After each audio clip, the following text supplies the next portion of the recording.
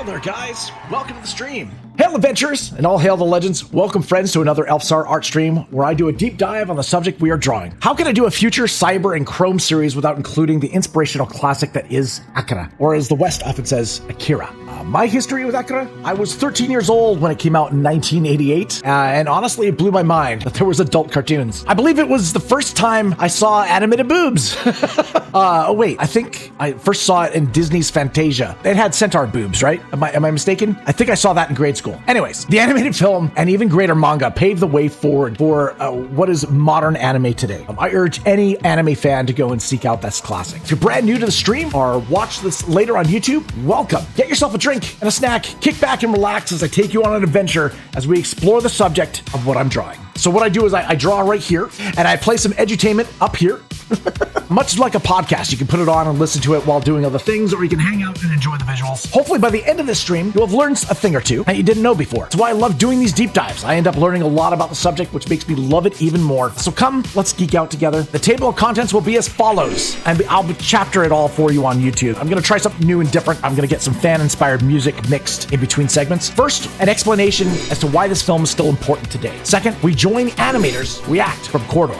We then visit a lengthy video essay on the art of creation. We look at the difference between the anime and the manga, an interview with colorist Steve OLIFF, who colored AKIRA for the West when it was released by Marvel Comics, a music study on the themes of certain characters of AKIRA, a bit about the live-action AKIRA movie, then a mix of fan films, trailers, and incredible bike design projects, and finally, the art giveaway. Towards the end of the stream, we enter the names of subscribers, patrons, and anybody live in chat willing to participate in the giveaway. We spin the wheel of names, Battle Royale style, until we get to one winner. You're part of the Capsules gang, and you're going to be taking down your rival, the Clowns, led by this guy, the Joker. Or just known as Joker. If you'd like extra entries to increase your odds of winning, you have a couple of choices. You can subscribe to the channel on Twitch, Kick, or DLive. You can gift us up to the channel, or you can live forever by becoming a paid Patreon member. You can also take your luck into your own hands by making a live purchase of the drawing. 100 US will secure you the artwork before we start the giveaway. Of course, if you're watching this later on YouTube, please smash that like button. It really does help out the channel. And if you like the content, maybe consider subscribing. I urge you to seek out my live streams so you don't miss another chance to win some original art. Okay, guys, start your engines. Let's get this going, shall we?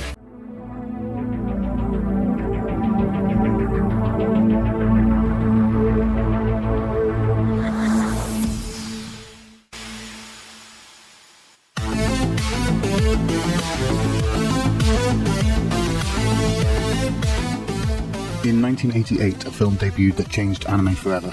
Set in the dystopian future of 2019, a future full of biker gangs and psychic kids, it's fitting that a film with such a stark vision of what was to come ushered in a new age for Japan's animation industry and heralded an international appeal the West could never have predicted. Passed around on bootleg VHS cassettes, it left a trail of shock and awe in its wake, opening the mind of anyone who saw it and driving them to want more of this bizarre, beautiful and brilliant new style. Anime was about to explode.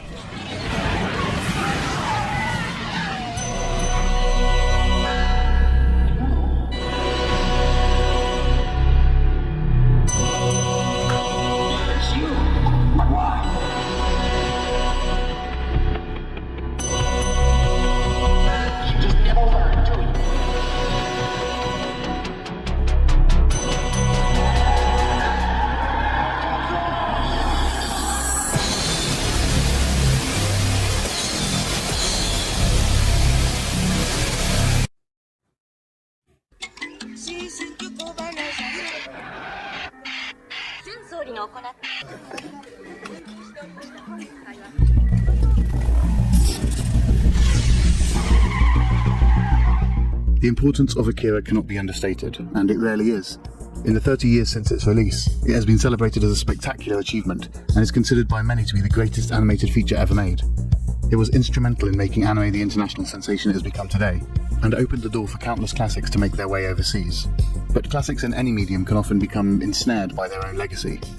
Outdated but important is all too often a turn-off when recommending films to newcomers. The landscape of anime has changed significantly in the last 3 decades. The art form is always evolving, and what was commonplace in the 80s feels positively unrecognisable today. But Having devoured the monolithic AKIRA manga and watching and rewatching the film this last week in preparation for the video, I can safely say that AKIRA feels just as relevant, just as important, and most of all, just as enjoyable in 2018 as it did 30 long years ago, back when the 2020 Tokyo Olympics still felt like an impossible future, rather than an eerily prophetic vision.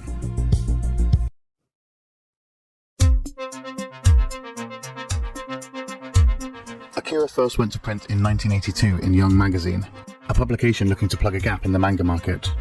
An anarchistic, rebellious, youthful demographic of teenagers and young adults felt underrepresented in the comics they read, and Katsuhiro Otomo, an artist who had slowly been building up a reputation in Japan for his raw, violent works, responded with AKIRA, a futuristic comic about the dystopian streets of Neo-Tokyo and the capsules who tore them up, a bawdy, violent gang of bossozoku who rode around on juiced-up motorbikes introducing the world to the business end of their lead pipes. Otomo is a visual storyteller. That seems almost redundant to say, considering he's known for his works in comics and film, but more so than any other mangaka or director I've come across, Otomo is a slave to his own artistry. He would have to be, to tell a story like AKIRA panel by panel across more than 2,000 pages. It's in these pages that you get a sense of Otomo's masochism. In the 6 mammoth volumes released over 8 years, his intricate attention to detail and unwavering perfectionism shines through, never more so than in the massive, sprawling 2-page spreads that must have taken hours to create and only seconds to take in and turn the page. AKIRA might just be the greatest manga I've ever read. It's one of the few pieces of media I've ever encountered that I can say is truly epic, not only in its size, but in its scope as well, its tangled web of plots and players, interweaving over years of careful storytelling. Long before AKIRA had ever finished its original print run, it was being eyeballed for an adaptation. Considering the popularity of the manga, this didn't come as a surprise. And neither was the news that the movie would be heavily edited to fit a 2-hour runtime, losing about 4 books worth of content. What no one expected, however, was that Katsuhiro Otomo himself would insist upon directing it, that he would be the one to liberally cut hundreds and hundreds of pages of plot, or that his painstaking, detail-orientated vision would come to life to the tune of 160,000 individual cells.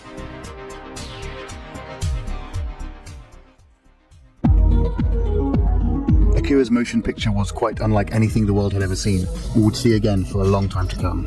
There's a lot to be said for the making of AKIRA. Because much of the movie is set at night, the artist had to exclusively create 50 additional colours just to make the picture pop. Its biggest claim to fame is of course its true 24 frames per second presentation, a first in animation and a feat that we've rarely seen matched in the 30 years since. Otomo's masochism shone once more as his team drew 24 individual pictures that come and go in the blink of an eye, whilst rival animation powerhouse Disney boasted a meagre 12 in comparison. That really makes a big difference. That is true. Animation at 24 drawings per second, I had never seen before. And it was just like, oh my gosh, this is so detailed, it felt lifelike. It was a big, big change. Anyway, let's continue. This effect is immediately apparent upon booting up the movie for the first time. The film flows in ways you've never seen animation flow, with a fluidity of motion that is unparalleled. Add to that the spectacular physicality of AKIRA, where no action scene goes by without some weighty acrobatics to ground the film in reality, and you're left with one of the most satisfying movies in motion to date.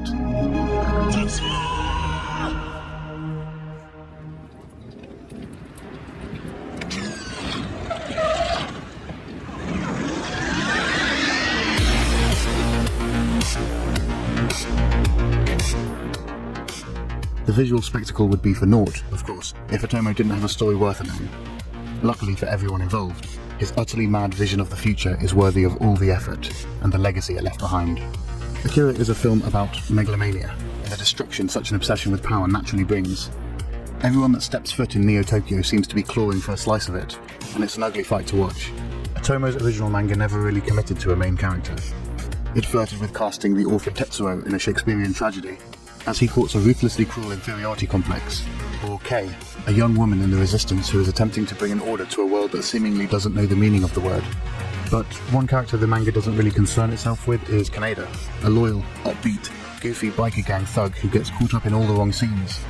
He's a comic foil whose purpose is to relieve tension and shoot massive laser rifles with all the accuracy you'd expect from someone who's never picked up a laser rifle in their life. He's even completely absent from one of the books. Hardly main character material, you might think. But in a stroke of genius, that's the exact logic Katsuhiro Otomo bucked when setting out to adapt AKIRA to screen, and in doing so grounded the movie with a relatable protagonist. As Kaneda faces off against morally bankrupt politicians, corrupt revolutionaries, overpowered psychic kids, and a city whose structural integrity is constantly out to get him, his end goal is to cut his way to his friend, Tetsuo, who's on a collision course for destruction, before he awakens a nuclear superpower known only as AKIRA. It's in this relationship that the film finds a beating heart, and it's a much more humane and poignant one than that of the ambitiously multifaceted comics.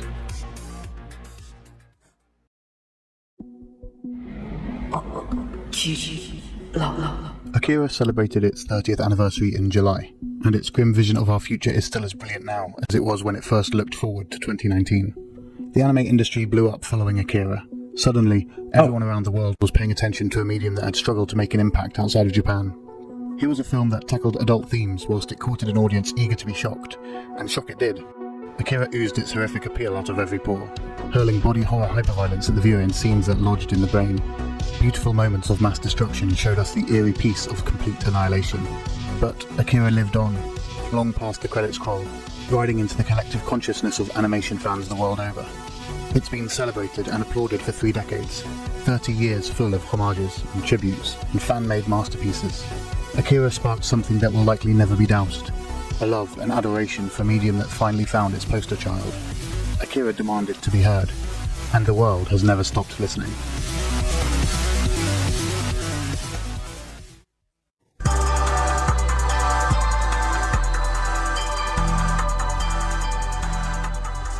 As always, thanks for watching. A video on AKIRA was the first stretch goal of my Patreon, and it was such a fun video to put together, not least because it put me in touch with AKIRA fans the world over. I just want to say a huge thank you to everyone who let me use their work in this video. The phenomenal soundtrack was provided by the talented folks over at Synthwave, who put together an entire album based on AKIRA. It's so good that I felt really bad talking over it.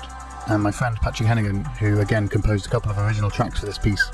Also, Ash Thorpe and the guys who made AKIRA Awaken were kind enough to let me use some of that amazing footage here, and you owe it to yourself to check out the full piece. Finally, I want to say a big thank you to Joe Yang from Pause and Select, who was kind enough to sit down and teach me some basics for editing manga. His work is unbelievably good, and his how-to videos on editing were invaluable in the making of this piece. Please check out his channel. All the links are in the description below. If you want to help fund future projects, feel free to head over and pledge a buck on my Patreon. The next stretch goal is a video based on a silent voice. You can also follow me on Twitter or subscribe to the YouTube channel to be notified of when any new videos go live. If, instead, you think I lowered the tone of the 30th anniversary and brought shame to the name of AKIRA, hit the like button and instead I'll scream Tetsuo into the darkness for every click.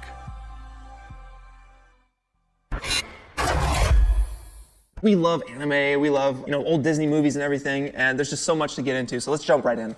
You wanna ride it, Tetsuo? All right, let's hit it!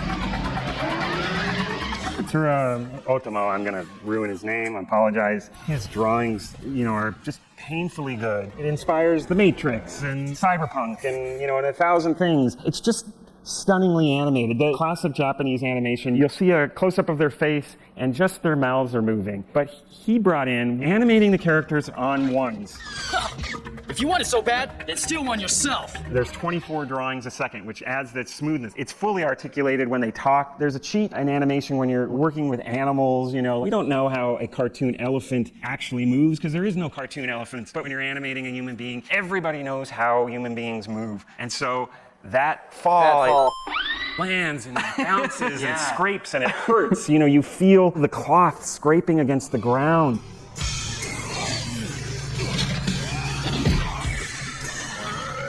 He just clapped that in his freaking muscle meat right there. Let's talk about slow motion. Okay. It's almost like a natural speed ramp. Anytime something complicated happens, it's almost like time slows down just for that one moment, even if it's all within one shot. Which then you see them copying in Matrix.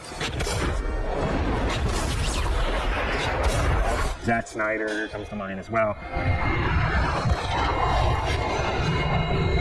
Technically, there's packed in more drawings to slow the time down. Sure, it's been done, what had been done before in animation, but I'm gonna go out on a limb and say, he came up with that idea. You can see some cheats here. If you look at the motorcycle is one drawing or it's like 2 or 3 drawings, and it's just doing a cycle. So it's a loop. It's a loop. And when you're Fred Flintstone or Scooby-Doo, anytime they're running, they're using the exact same cycle. We're running, Scoob, but we're not going anywhere! They're a little bit frowned upon because it's a little bit of a cheat. Also, the background is, the background's a simplified, just lines streaking by, and it loops. Absolutely. As well. Which also, some of the master shots of those backgrounds are filled with so much detail that your eye doesn't really know where to go. But when you simplify it down to speed lines like this, it pushes everything away, and all that they're concerned about is the screen direction. Part of animation is distracting your eye. We're not looking at the motorcycle. I'm looking at that guy in the foreground who's moving in beautiful perspective.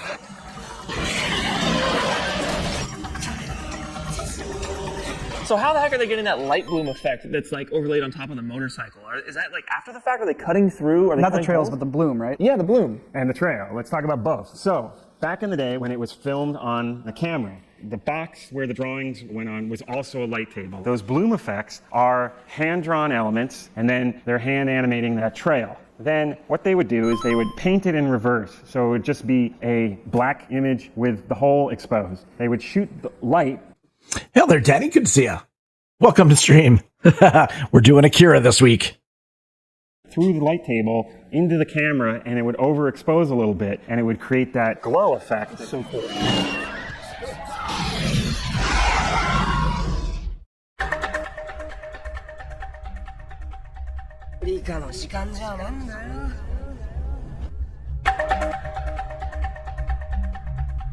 Kaneda! つけろよ、デトスケ野郎! やった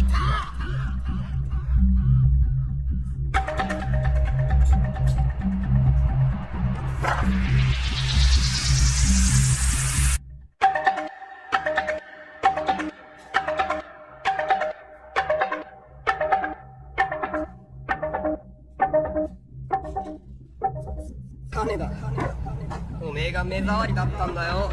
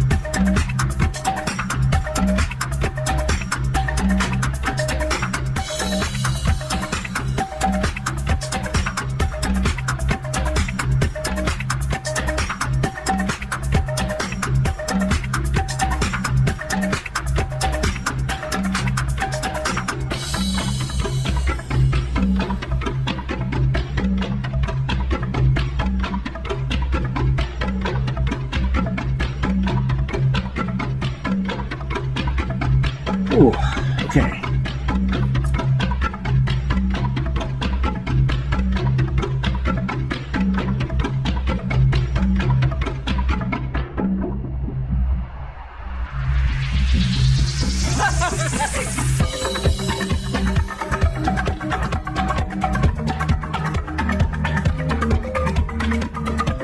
Is this going to be black and white or color? I have not decided yet, to be honest. I mean, in many ways, if I keep it black and white, it would pay homage to the manga. It depends on how long this is going to take me to do. I would really like to throw color on this, to be honest. I do.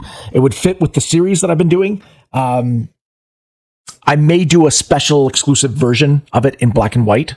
That'll be for Patreon members. And I may do some comic book stuff to it and stuff like that to pay homage to the original manga. But for the giveaway, I mean, I think people want color, right? So I'm going to try. Let's see.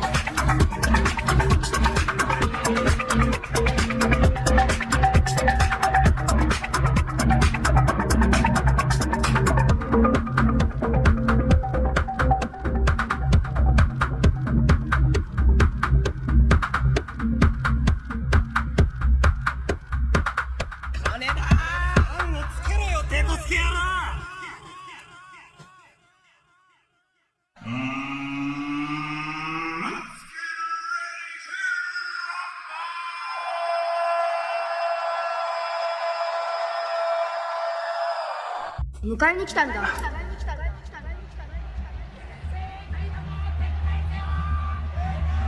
僕らは外では生きていけないんだよ。さあ、戻るよ。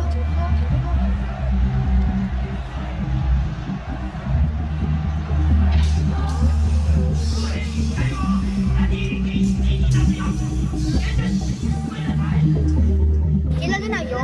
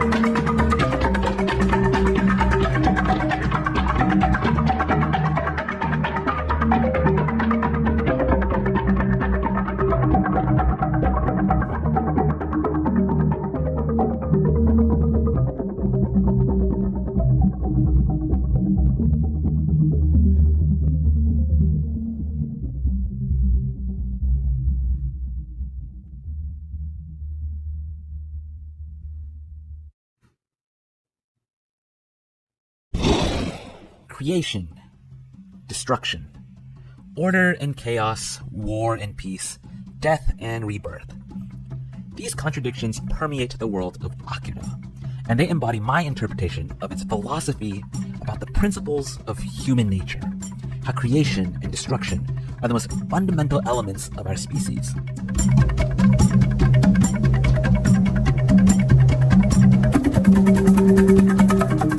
On a cellular level, humans consistently create and destroy through mitosis and apoptosis.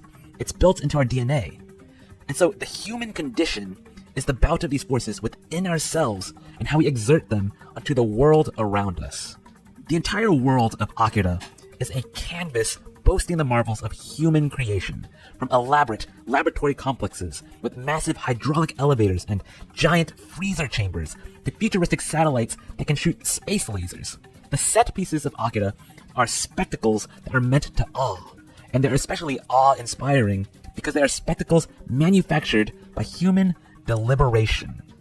The constructions of AKIRA possess a sense of realism and credibility due to their man-made nature. And this credibility is further enhanced by the fact that they are indeed literally man-made, on pieces of paper in comics and animation. While massive hydraulic elevators are indeed scientifically advanced creations, they are equally impressive as artistic creations as well. AKIRA is a landmark movie celebrated for its flawless execution of obsessively intricate animation. Many frames of AKIRA have dizzyingly elaborate schemes of labyrinthine interlocking pipes and wires sprawling across the entire screen. This attention to detail is also present in the manga, and arguably to an even greater degree. And so the technical merit of AKIRA's art and animation is fundamentally integrated into its story. The richness of its illustrations translate to the majesty of its fictional technological inventions.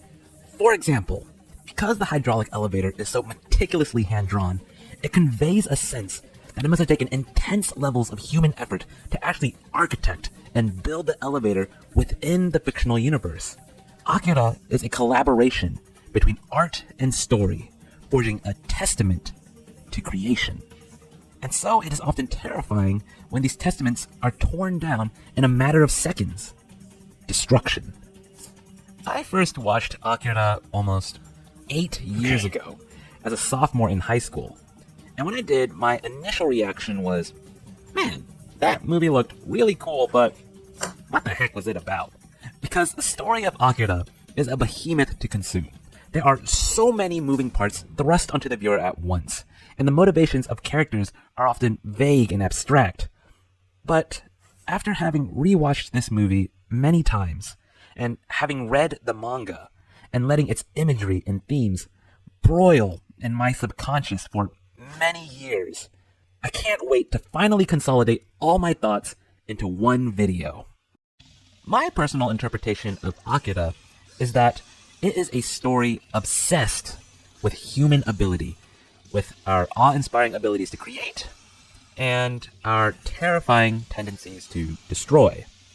Creation and destruction are invariable facets of human nature that are at direct odds with each other. But despite the often oppressive and plainly dystopian tone of the film, I think AKIRA is ultimately, after an exhausting, destructive journey, optimistic about the eventual triumph of creation.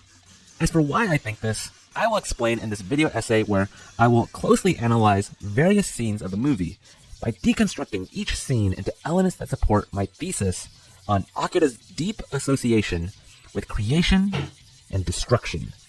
I will primarily use evidence from the movie, but I do believe that all my thoughts pertaining to AKIRA in this essay apply to both the movie and the manga.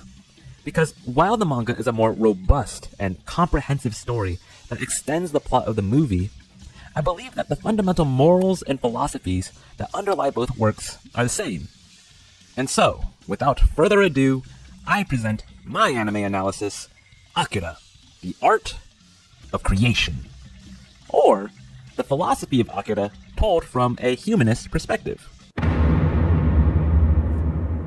The opening shot of AKIRA pans over an astoundingly detailed scrawl of 1988 Tokyo.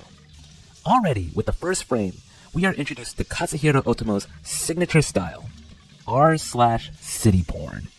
This single drawing has literally thousands of buildings drawn down to the individual windows, and you can tell this was all handmade. This drawing alone probably took weeks to make, with physical watercolors and paintbrush, because this was before computer animation. Right away, the viewer is confronted with the sheer effort it must have taken to build a city. And I feel that this is an effect that only animation can make.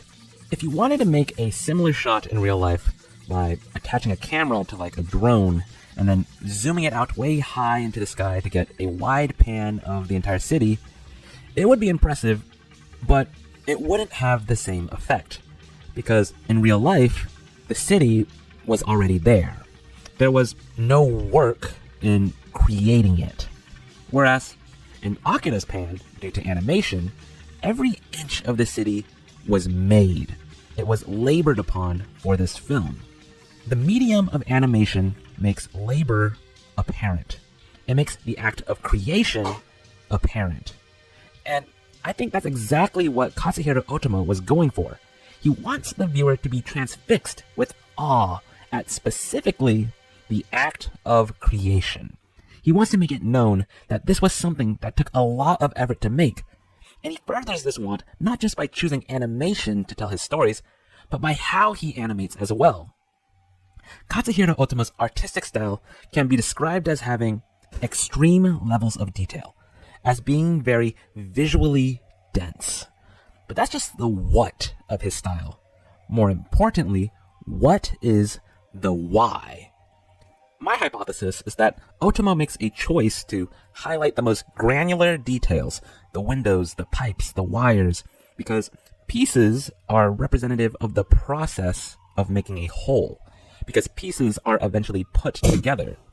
And so the emotions thrust upon the viewer when viewing so many individual pieces up close are, wow, that took a lot of work. There's so much stuff.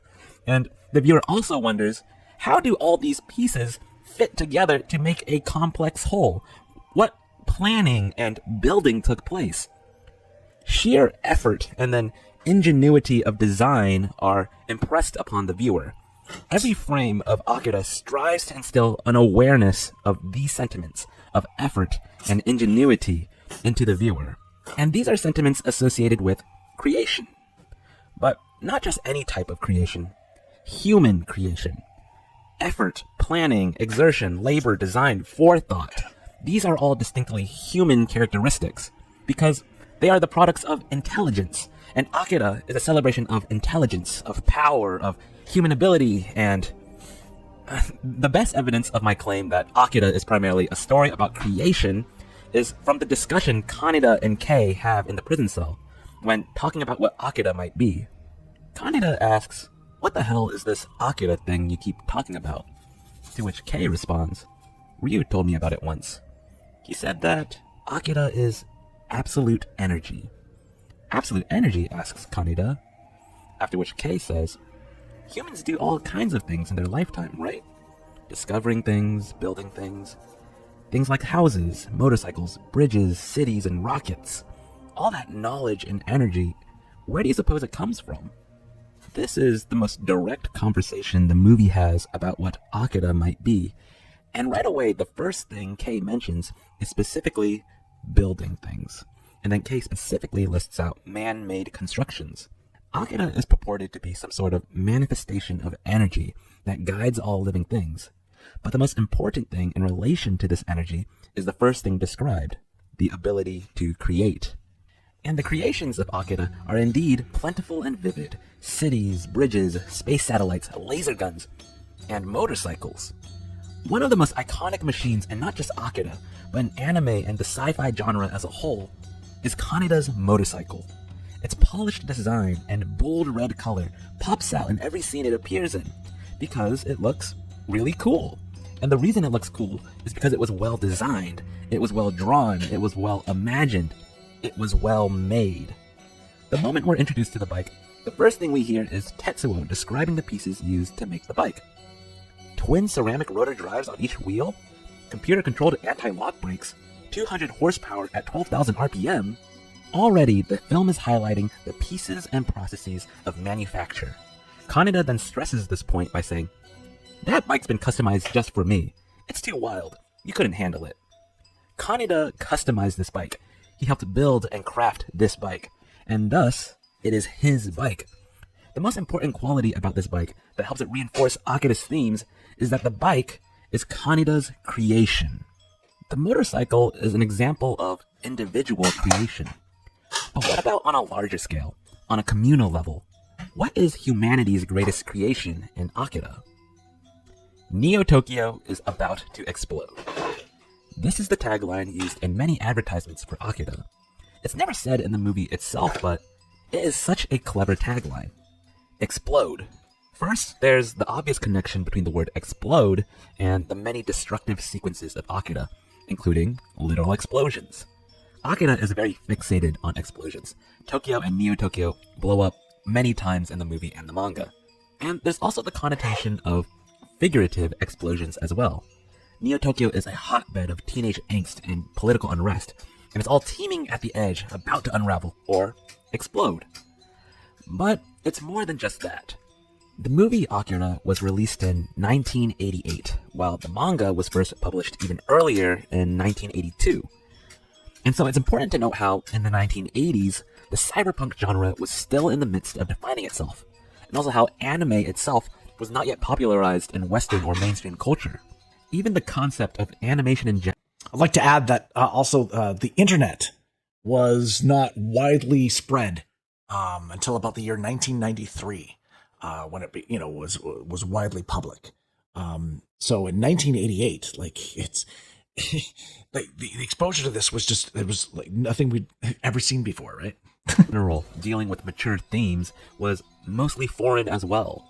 And so Neo Tokyo as a premise is the first of its kind, never before seen. Neo Tokyo is more than just a city. It is the backdrop of the entire movie. And so as an entity, it encompasses all of the film's creation. And so when the tagline says, Neo Tokyo is about to explode, it means that the viewer is about to be immersed into a new genre-defining universe. The viewer will have their senses overloaded with visionary urban engineering, as up to 7 towering layers of city backgrounds move simultaneously above the characters. The viewer will be introduced to the cult of AKIRA, to the metaphysical concepts he represents. The viewer will be introduced to anime, and the viewer will be transported to what feels like a novel yet structurally defined city. Neo Tokyo feels like it exists. From the very first pans of the neon lights in the opening motorcycle scene, Neo Tokyo establishes its visual identity, which evolves into a comprehensive cultural identity that continues to unfold throughout the movie. Neo Tokyo is more than just the name of a fictional city. It is a lens into the bounds of industrial achievement and the socio-political dangers involved. It is a metaphor for the geopolitical context of 1980s Japan, and it is an embodiment of Katsuhiro Otomo's philosophies of human nature, how certain flaws will still be integrated into our most advanced societies. And so the onslaught of mind-bending innovation and perversions in architecture, society, and creation, all of this manifests into the metropolitan conglomerate that is Neo Tokyo. And it will be so overwhelming that it will feel like an explosion. Going back to the opening shot of 1988 Tokyo, it is impressive how everything is so painstakingly and meticulously drawn. But what should be noted is that this is specifically 1988 Tokyo. 1988 is the year the movie Akira was originally released in Japan, and so the opening shot was purposely tied to present-day Tokyo. Neo Tokyo is a spectacle of futuristic creation, but its guiles are rooted in real-world society, and so the opening shot can be seen as an ode to present-day creation, highlighting the beauty that can already be found in regular life 1980s Japan, before unveiling the boundless potential it can further achieve. Which is why it's fascinating that everything is immediately destroyed by an explosion.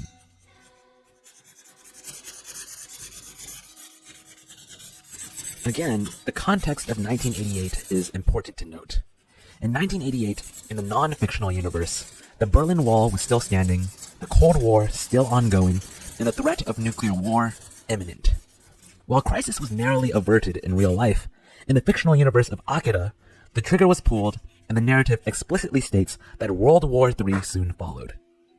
The ideologies that supply the events of Akira are closely embedded in history. Akira is less a work of pure fiction as it is a reflection of the cultural consciousness of Japan emerging as an economic superpower in the politically charged 1980s. And Neo Tokyo is the projection of this reality. When 1988 Tokyo explodes, in the ensuing flash of light, for a brief instant, you can almost make out the countenance of a baby, seared in blood. Baby imagery is quite prominent in Akira. The night terror dream parade of toys and pools of milk is indicative of infanthood. Tetsuo's giant mutating baby transformation is also indicative of a weird type of infanthood. And my interpretation of the baby imagery is that it's a grotesque metaphor for creation. Babies are symbolic of the beginning of life, and thus they can be seen as the purest representation of creation. And so, after the flash of light and the brief silhouette of a baby's face, the baby's face then morphs into an overview of a city, which is revealed to be Neo Tokyo 31 years later. Neo Tokyo is the ultimate postmodern creation. It was born like a baby from the crater of destruction. It is a testament to how the human intellect cannot be subdued.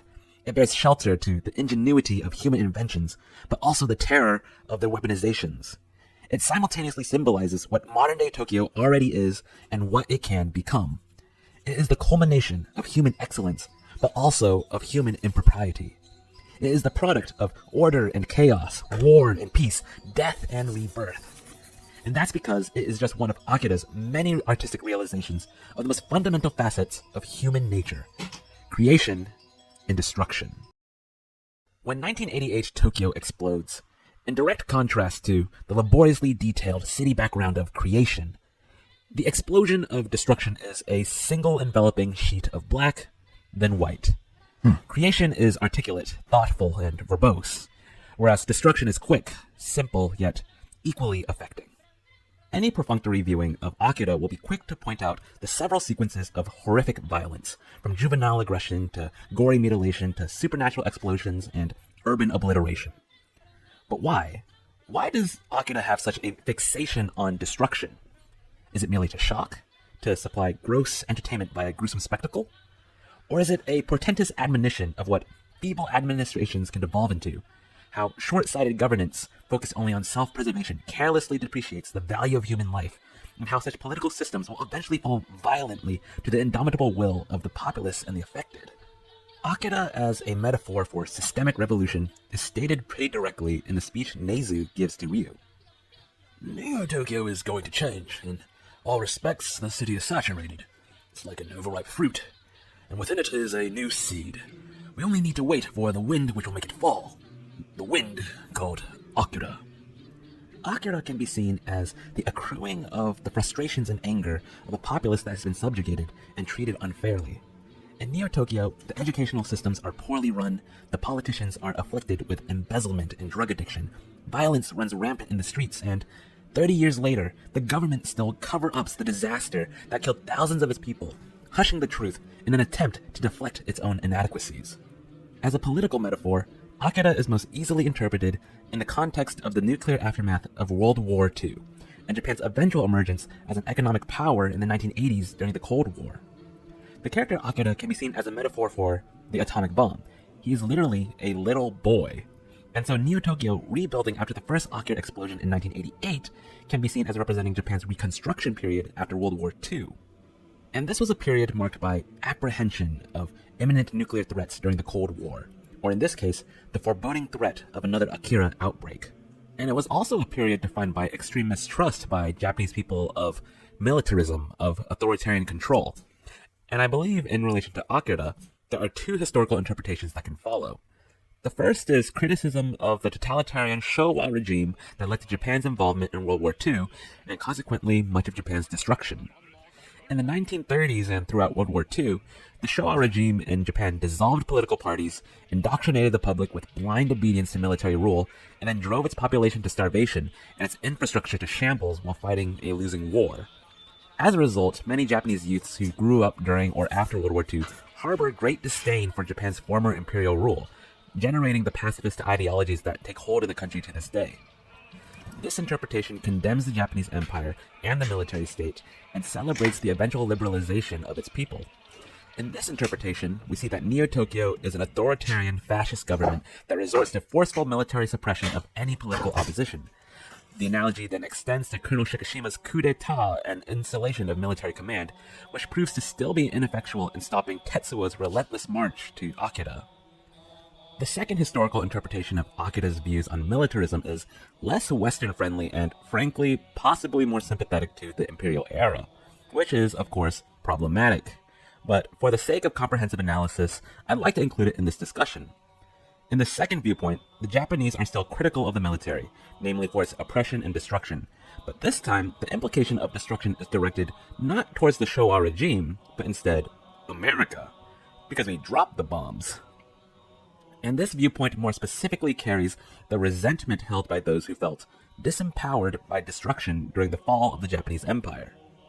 Some might compare Colonel Shikishima's military state to the American military occupation of Japan after World War II, a period whose critics have decried as disemboweling a nation and sowing the seeds for neocolonialism. I personally find this less likely, as American-led Reconstruction was primarily focused on dismantling imperialist systems and implementing democratization, which runs antithetical to Katsuhiro Otomo's critique of militarism. However, in the immediate post-war years during American occupation, much like how Neo-Tokyo tried to cover up the 1988 AKIRA explosion, public discourse over the atomic bombs on Hiroshima and Nagasaki was censored in Japan by the military government. Criticism of the atomic bombs instead materialized in the form of art and film, like Godzilla. While America undoubtedly helped Japan in recovering from the destruction it caused and brought about its modernization, there is an underlying dissatisfaction disseminating through the architecture. In Neo-Tokyo, this shows through a scorn for the ineptitude of a government that fails to oversee the infrastructure, the foundation, and the cultural roots of its city, maintaining only a glossy exterior of neon lights.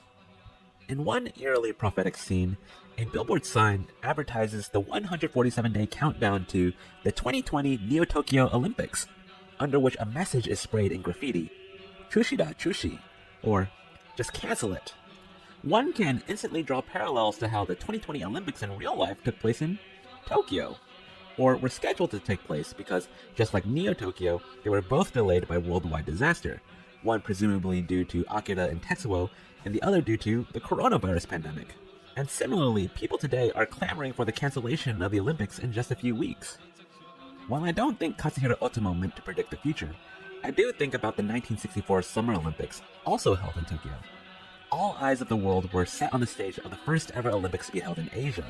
The event could be seen as representing the zenith of Japan's reconstruction following World War II, overcoming imponderable odds to rebuild itself and host the world's largest sporting event. While inspiring, the experience seems to betray itself, maintaining only a veneer of excellence, because the 1960s were the most turbulent and anxiety-ridden years of the Cold War. And so, how well equipped was Japan really to handle itself in this climate fraught with instability? One of the most pronounced examples of anti-establishment and perhaps nationalist undertones in AKIRA is in the manga, when Kaneda declares the establishment of the Great Tokyo Empire and refuses any foreign aid from the United Nations after Neo-Tokyo's destruction. I would like to make it clear that I don't know Katsuhiro Otomo's political motives, and I would like to believe that he was not concerned with any nationalist language that might have been present in 1940s to 1980s Japan. What I do recognize is a sharp appraisal of military governance, whether it be influenced by the Showa regime or the American campaign or a mixture of both. And my interpretation is that, independent of influence, authoritarian rule and the destructions of war should be admonished for how they incapacitate the individual, subjugating them to something that is beneath their ability. It subdues the human spirit. When Kaneda rejects intervention from the United Nations, it's because he and the rebellious youth of Neo-Tokyo represent a lost generation disillusioned by wartime military control. They are distrustful of any authority and instead wish to exercise only individual sovereignty. Kaneda's jacket depicts a pill that says, "Good for health, bad for education," which is a gleeful anti-authority slogan that rejects established systems and instead champions the indulgence of self, of personal liberties. The Japanese people have long felt suppressed, and they want to be free. They want to regain independence, dignity, and the power they felt they had lost. And so this roughly coincides with real-life Japan emerging into its own fully functioning autonomous state in the 1980s, enjoying an economic boom from electronics and automobiles that thrust it into eventually becoming the world's second largest economy. The immersion of Neo-Tokyo into its own sovereign state emulates this hopefulness, but also the associated uncertainty as well. So, while we have spent much time studying the historical impact of these sentiments of frustration with inadequacy, with imbalance of power, and discovery of potential, while we have explored what they mean on a societal level, what do they mean on an individual level, at a character level, in the world of AKIRA? Well, that brings us to the main character of AKIRA. In my opinion, the main character of AKIRA is not AKIRA, and it's not Kaneda, but Tetsuo. AKIRA is less a character and more so an aggregate of symbols and ideas entrenched deeply into the subconscious of the movie, while Kaneda is a mostly static character who serves as a surrogate for the audience, reacting to the events of the movie as a comparatively ordinary person. By the end of the movie, the changes he experiences are mostly external, such as the loss of his friends and the destruction of his city. But internally, he, for the most part, remains the same brash, motorcycle-loving person he was at the beginning. In contrast, it's Tetsuo who goes through the most character growth, the most change, the most transformation in the story. He is by far the most effective character in the movie, and his arc is also the most representative of Akira's parable of creation and destruction. Tetsuo's main drive throughout the story is his frustration with an imbalance of power. He feels belittled and emasculated as a lower member in the motorcycle gang, and how he is unable to properly defend himself from the clown biker gang. He desires Kaneda's bike because he is envious of Kaneda's leadership, of his power, of his creation. Explored more in the manga, Tetsuo also lacks control over even himself with his drug addiction to capsules. Much like Neo Tokyo and like post-World War II Japan, Tetsuo senses an imbalance of power between himself and the world around him. He feels he is suppressed from meeting his full potential, and he is dissatisfied with society's distribution of human ability. Human ability. Power. Energy. Akira is absolute energy. The character Akira is described as deriving from an energy that flows through all things in the universe before the universe even existed. This is an example of Otomo harvesting the aggrandization of his mythos, and I'll get to more of that later. Right now, I want to talk about energy. The construction of Neo Tokyo, the devouring of nutrients by cellular amoebas, the movements of water and wind, these all possess energy, and Akira is the purest form of this energy. So, what is energy? Energy is the impetus of action. It's the decoupling of phosphates. It is the capacity to work and exact change upon an environment. Change is additive or subtractive.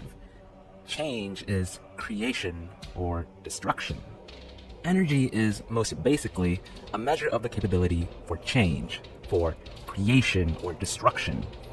I spent a lot of the first part of this video essay detailing Akira as a celebration of creation, but I'd like to elaborate that Akira is more generally an exposition on human ability, ability which materializes in the form of creation or destruction. And it studies human capability by artistically extending its limits and unlocking its potential. And it does this by supplying a source of unlimited energy, Akira. The protesters of Neo Tokyo and also Tetsuo are dissatisfied because they do not feel they are meeting their full potential. Neo Tokyo, with all its trimmings, bells, and whistles, grossly underserves its constituents. It prevents them from living fully. Their ability, their power, their energy is stunted, whether it be in the form of political oppression or a distressed teenage ego. And so the people of Neo Tokyo wish to harness the absolute energy of Akira to correct the imbalance of power that corrupts them. And Akira grants the people this wish by temporarily reappearing in the physical world. And as a result, Neo Tokyo explodes. When Neo Tokyo explodes a second time at the end of the movie, it is a catharsis of the emotions felt by the citizens of Neo Tokyo, of Japan. Their frustrations, their hopes, their desires, these boil over and explode in blinding light. A cultural reset is instantiated. The military regime is toppled, and as the light of Akira consumes the urban constructions of Neo Tokyo, reducing them to rubble, it can be seen as the smoothing over of imperfections into pure, decimating white. And what about Tetsuo? Tetsuo's acquaintance with Akira, or with Akira's powers when coming into contact with an Esper, results in him gaining superhuman powers. Telekinesis, teleportation, the ability to fly. These result in Tetsuo enacting much of the destructive sequences in the movie. He's exercising his newfound elevation in human ability. Or he is pettily and severely overcompensating for his past insecurities with the most egregious display of disregard for human life possible. Destruction. Debris, rubble, burgeoning piles of wreckage and concrete residue. Katsuhiro Otomo litters the page and screen with torn down buildings, clouds of shattered glass and dust, and the battered remnants of various human constructions. And I believe he does this for the same reason he highlights the pipes, screens, and wires of mechanical inventions. Destruction is a reduction to the pieces of creation. The fragmentation of a laboratory chamber into showers of rubble, pulverized pipes, and so many pieces that it feels impossible to put back together highlights the complexity of the original creation. For example, there's a certain sense of helplessness and perturbed awe one feels when watching the giant hydraulic ducts of Akira's freezer chamber writhe around like the legs of a dying spider. Each individual duct must have taken months to weld and operate, given their sheer size. And the fact that there are so many ducts, in addition to the many other types of interlocking parts and sections, underscores just how extraordinarily complex the entire machine as a whole must be. And so while it is also horrifying how an invention decades in the making is getting obliterated in mere seconds, viewers often take for granted the robustness of elaborate designs until they are remorselessly ripped apart. The same applies to human life. You begin to appreciate the miracle of life more once you see guts splattered across the ceiling. When you meet people in everyday life, you rarely think of the years of childhood and experiences it took for them to become an adult, or the millions of cells working together to formulate a single thought in your head, or the billions of years of evolution and ancestral history it took for two people to meet at one point. You don't often think about the mind-numbingly precious value of life. But when the human body begins to be destroyed, when you start to see blood, that's when you start to hold on to dear life a little harder. Blood is one of the most integral building blocks of human creation, and it is featured very prominently in AKIRA, and associatively, the color red as well. The color of Kaneda's jacket, his motorcycle, Tetsuo's cape, the paint used by protesters to spell AKIRA's name, the logo of the movie, these are all purposely red because they're inspired by blood. And blood, wrought by destruction, radiates creation. I previously spoke of destruction as a measure of human ability and energy alongside creation, which it is. But I think that in the story of AKIRA, destruction more subtly, but also more importantly, serves to evoke creation. Destruction impels the value of creation. Breaking matter down to its roots draws out a sort of primordial intensity, almost as a survival instinct, kind of like how your life flashes before your eyes before you die. When you wipe something down to the very atoms, all the years of existence will spill forth at once in an overwhelming explosion, and you feel connected to the very fiber of creation. AKIRA purposely forgoes a modern soundtrack, or any use of electronic synths or contemporary pop sounds that would seem appropriate for a futuristic sci-fi movie, and instead relies on a more rudimentary soundscape, consisting of tribalistic percussions and Buddhist mantra-like chants. The diametrically opposing poles of primitive musical intonations against the hyper-modern cityscape of Neo-Tokyo, it's an out-of-body experience that seems to signify a primal undergrowth bubbling beneath the city, but it's also trying to reach out. The rumblings of forgotten past sending shockwaves into the future, as if attempting to connect across the entire gamut of human existence. That is, until it all comes crashing down in the end.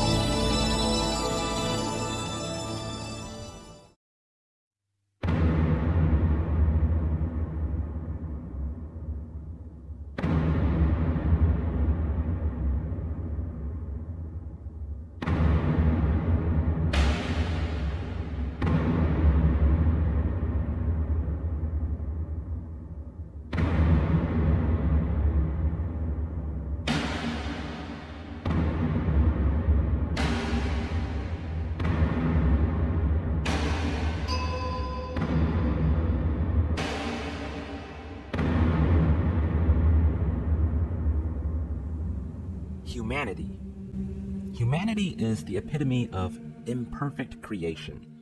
And that is because human nature is rooted in our dual tendency towards both creation and destruction. These contradictions permeate the world around us and also the world of AKIRA.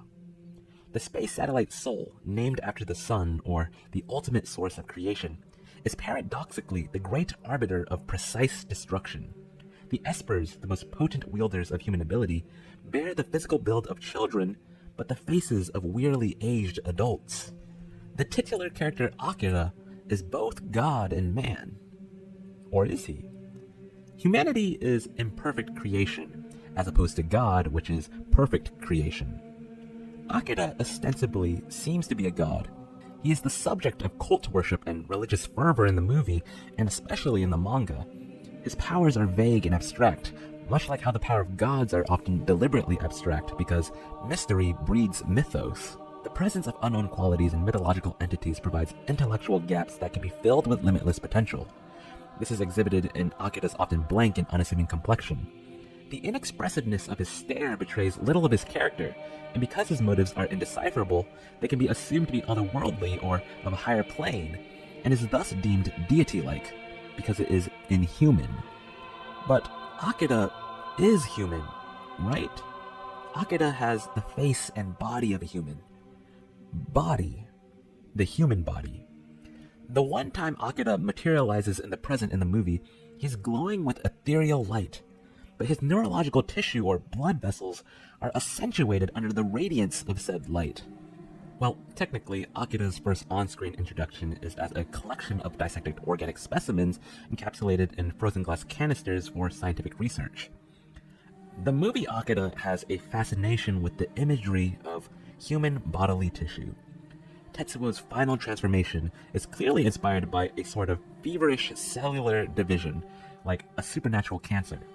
While this transformation can be compared to the horrors of radiation sicknesses suffered by atomic bomb survivors, I think the prominence of this imagery more importantly conveys the underlying mortality of Tetsuo and also of Akira. Akira and Tetsuo are human characters. Akira is a little boy. He can smile and he can cry. And Tetsuo is also achingly and tragically human. His desires for sexual gratification, for pharmaceutical consumption, are debased but human. But the strongest evidence of Tetsuo's humanity, of his vulnerability, is exemplified in his desire for pure acknowledgement. Kaneda remains Tetsuo's most invaluable yet tenuous tether to humanity. Their arguably fraternal bond, marked by strenuous tautness and yelling each other's names many times, is what grounds Tetsuo in reality for much of the movie.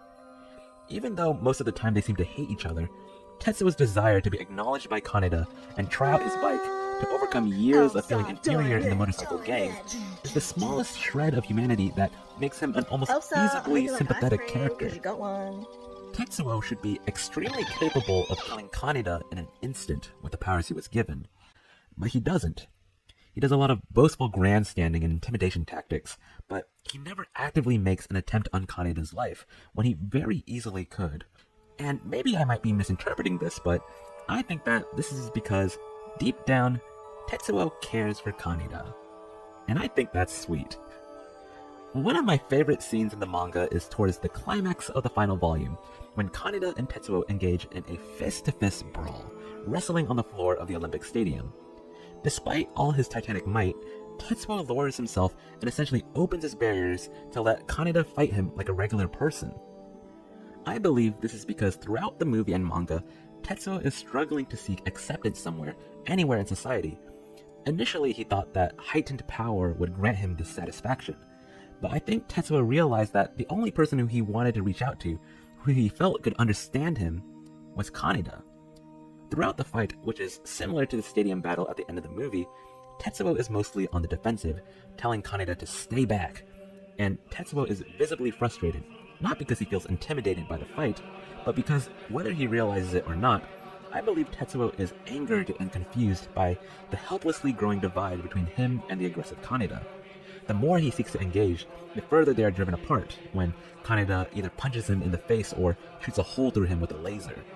The bond between Tetsuo and Kaneda rapidly deteriorates throughout the manga and movie, and so the great tragedy of Akira is that Kaneda finally accepts Tetsuo, but only after he as a speck of light disappeared from the universe.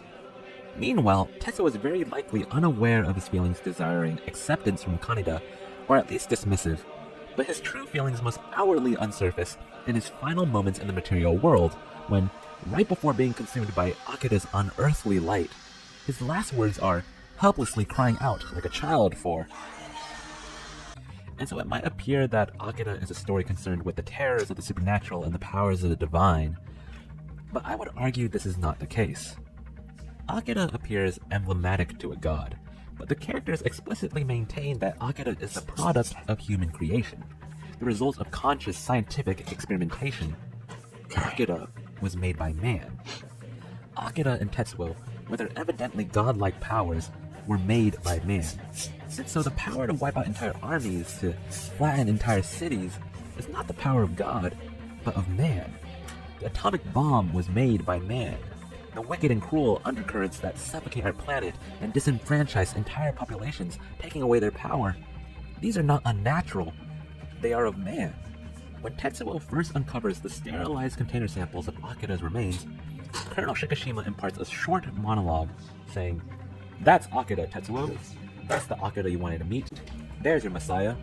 After his transcendental awakening, his body was subjected to every test known to science. And that's what was left of it." As the condensation cools off the vacuum-sealed, formaldehyde-filled jars, a slow realization washes over the faces of the onlookers of Neo Tokyo, and a familiar Nietzschean quote comes to mind: "God is dead." The realization that Akira is a human creation compromises worshippers' faith in the existence of a higher power. They become disillusioned with their reality, just like how Japan probably felt disillusioned after World War II, when its emperor was forced to concede defeat and renounce his divinity over radio to Japanese citizens. Before World War II, the emperor of Japan was widely exalted as a divine being, as a god without blemish or fault, and was worshipped by his people. But the realization that the emperor was not only human, but that he could be ousted from power by foreign governments, defrocked to only a figurehead for the state, must have been mind-altering to his followers, and ruptured their realities. And so the people of Japan, of Neo Tokyo, they can either succumb to this newfound paradigm, or they can get to work. Another familiar concept by Friedrich Nietzsche that is very commonly associated with God is dead is the Übermensch. The Übermensch, or Übermensch, is the Superman, the man who does not fear the absence of God, but instead uses it as enlightenment to take agency over his own fate, by elevating his abilities to the furthest limits possible. When there is no God, the only person responsible for where you get in life is yourself. Instead of relying on the illusion of the unknown, embrace the power that only you can provide and seize your humanity. And so in Akira, who might this be? Who is the character confronted with the absence of God, who holds obscene and grandiose power, all while retaining his human identity? Well, what have I been talking about this whole time? The Übermensch is Tetsuo. He is dissatisfied with the political environment of Neo Tokyo, with his personal relationship with Kaneda, and now with the death of God. And instead of surrendering feebly under this pressure, Tetsuo aims to fight back and restructure reality. Tetsuo acknowledges the death of God and sees it as a vacancy for himself to fill. This plotline occurs quite literally in the manga when Tetsuo and Akira preside over a religious cult controlling half of Neo Tokyo. And in the movie, Tetsuo sits upon a half-crumbled throne in the Olympic Stadium, a stadium which itself represents the shallow promises and half-fulfilled platitudes of former administration of the pre-existing reality. When God is dead, Tetsuo decides to become God himself, and he does so within the confines of his own human ability. Yes, it is exaggerated human ability. Real humans can't fly or telekinetically explode other people with their minds. But that is the beauty of fiction, of art.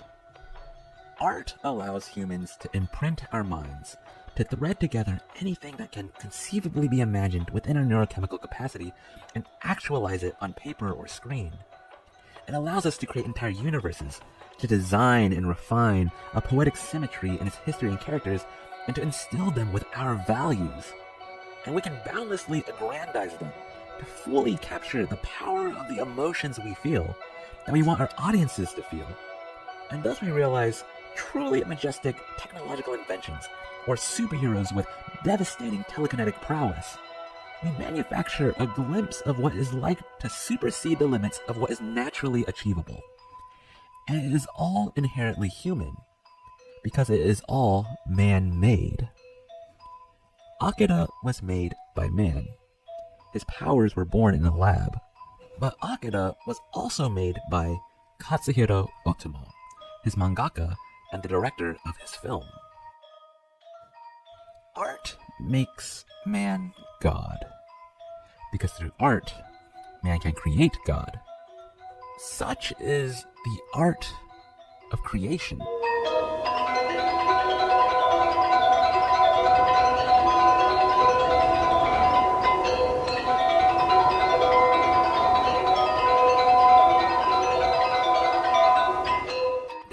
one last Nietzschean concept that I'd like to talk about, which is the antithesis to the Übermensch, or the last man.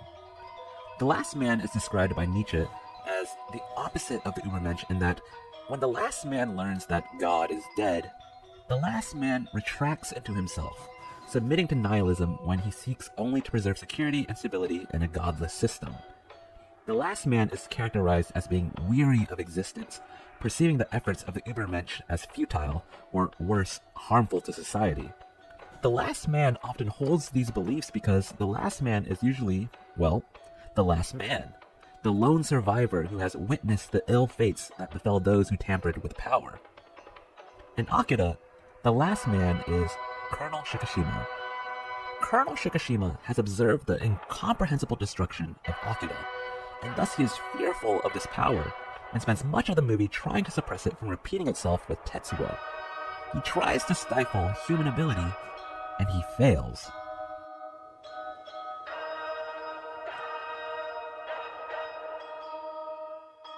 And this is because AKIRA is a celebration of human ability, of our awe-inspiring abilities to create and our terrifying tendencies to destroy. AKIRA definitely wields a tale of the indomitable human spirit. No matter how many times Neo-Tokyo is destroyed, it will always rebuild, just like how Japan reconstructed itself into one of the most illustrious economies in the world after World War II. The body of AKIRA may be reduced to atoms, but he will always live on in our hearts.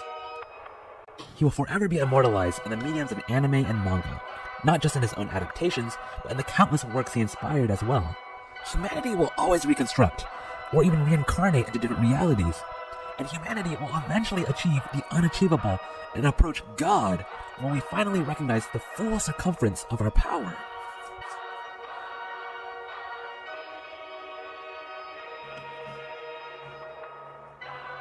The final panel of the manga, and one of the final shots of the movie, is dedicated to Kaneda driving confidently on his motorcycle towards a vision of Neo-Tokyo's reconstruction in the distance, where the buildings are shining and bright. In the end, creation conquers destruction. And while this scene plays, the voices of the children espers echo. But someday, we'll also be able to. You see, it has already begun. These incomplete sentences might at first be confusing, but a close watching should reveal that the espers are referring to Kei, and how, despite AKIRA, Tetsuo, and all the other espers have disappeared from the human world, Kei still remains. And Kei is evidence of ordinary humans developing telekinetic powers naturally without lab intervention. Someday, all humans will reach enlightenment and be able to achieve the fullest extent of their powers.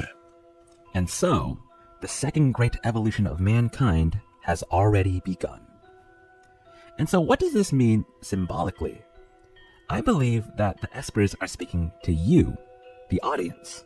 They're telling you to not be afraid and to embrace your human ability. Go and create whatever your heart desires. Create art, create science, create anime, manga, or YouTube videos. Create motorcycles, create robotic metal hands, create friendships, create memories, create dreams, create goals. And you'll be able to achieve these things because you are human. And we are currently already living in the most dynamic and exhilarating period of human history. The great revolution of AKIRA has already begun, and its power lies in you. You are important, and you have value. The very final sequence of the film AKIRA demonstrates Tetsuo performing the most biblical and staggering feat of creation. The creation of a universe when he sets off a Big Bang. The film opens with the destruction of present-day Tokyo, followed by the creation of Neo-Tokyo. And the film ends with the destruction of Neo-Tokyo, followed by the creation of a universe. I'm going to do an experiment here. Tetsuo performs this superlative act of creation all by himself, and curiously, while retaining his individuality. The final line of the film is, "I am Tetsuo." The reason this line is so powerful is that, despite everything, Tetsuo is still Tetsuo. He's not a god, he's the same person he has always been. A human and nothing more. Tetsuo's declaration of identity is a declaration of the final triumph of humanity, of the victory of individuality, because the line bespeaks the importance of the individual human, and most importantly, the individual human's ability to create.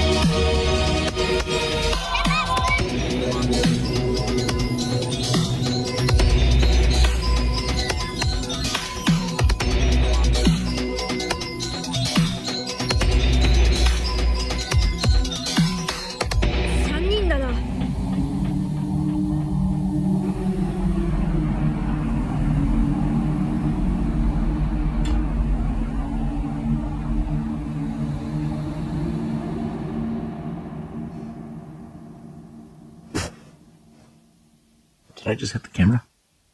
Yeah.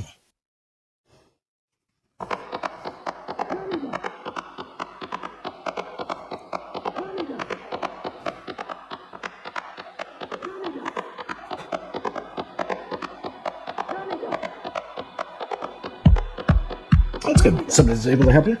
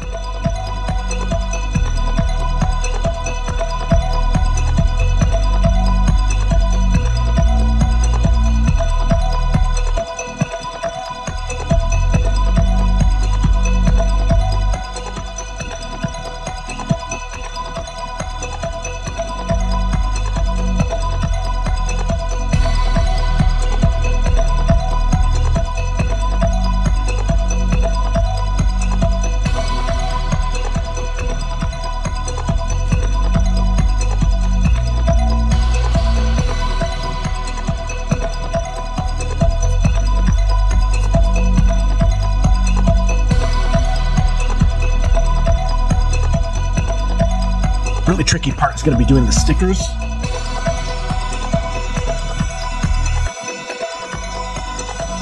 But I'll do my best.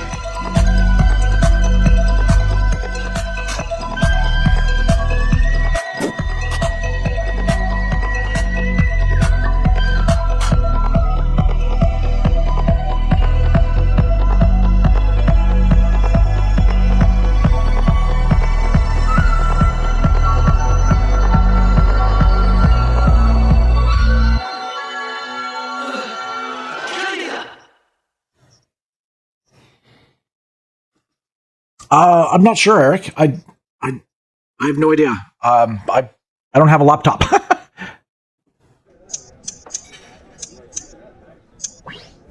AKIRA is regarded as a landmark film that went on to be cited as an important influence by many illustrators in the manga industry, as well as throughout the anime world. The film also led the way for the rise and popularity of anime outside of Japan. It's considered a forerunner of the second wave of anime fandom that began in the early 1990s and has gained a massive cult following since then. It has also been cited as a major influence on live-action films ranging from The Matrix to Chronicle. So we teamed up with Tom Pinchuk from Anime Vice to find as many differences as we could between the manga and the film. I'm Michael Truly. And I'm Casey Redmond. So without further ado, and no restraint on spoilers, what's the difference?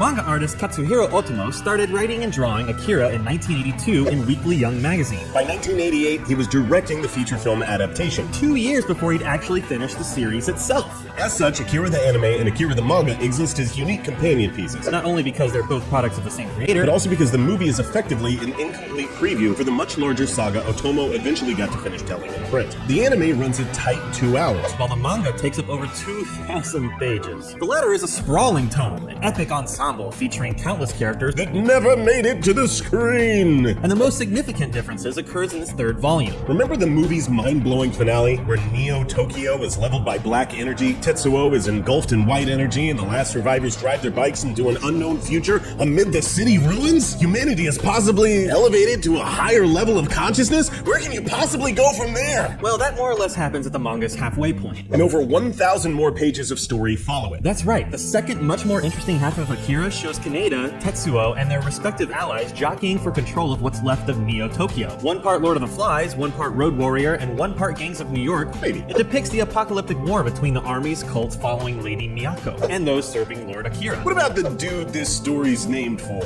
While this titular character predominates the later half of the manga, he never actually appears in the anime. Not physically, at least. Well, he does physically appear, but he's in pieces. I'm just trying to say he's not on screen a lot. Okay, right. In the anime, the newly powerful Tetsuo goes through a lot of trouble to lift this legendary Lord Akira he's hearing about from Neo Tokyo's bowels. To his disappointment, he only finds a dead lab specimen inside the containment cell. As Colonel Shikishima explains, Akira has been long since dissected, existing only as pieces in glass jars preserved for later generation scientific study. Aside from this, we really only see Akira altogether during a few psychic visions. In the manga, Tetsuo opens the cell and finds the childlike god he's expected. There's an overwhelming flash of telekinetic energy, one of many overwhelming flashes of telekinetic energy throughout, and then we skip to some time later, when the unfinished Olympic Stadium has been repurposed into the headquarters of Akira's great Tokyo Empire. A throng of young worshippers has gathered around their new lord. All of them popping pills in hopes of gaining far-out mind powers, and the teenage rebellion metaphor flies much further and much higher, too. We should note the portion of Tetsuo unearthing Akira is heavily inspired by the even more classic anime Tetsujin 28 Go, otherwise known as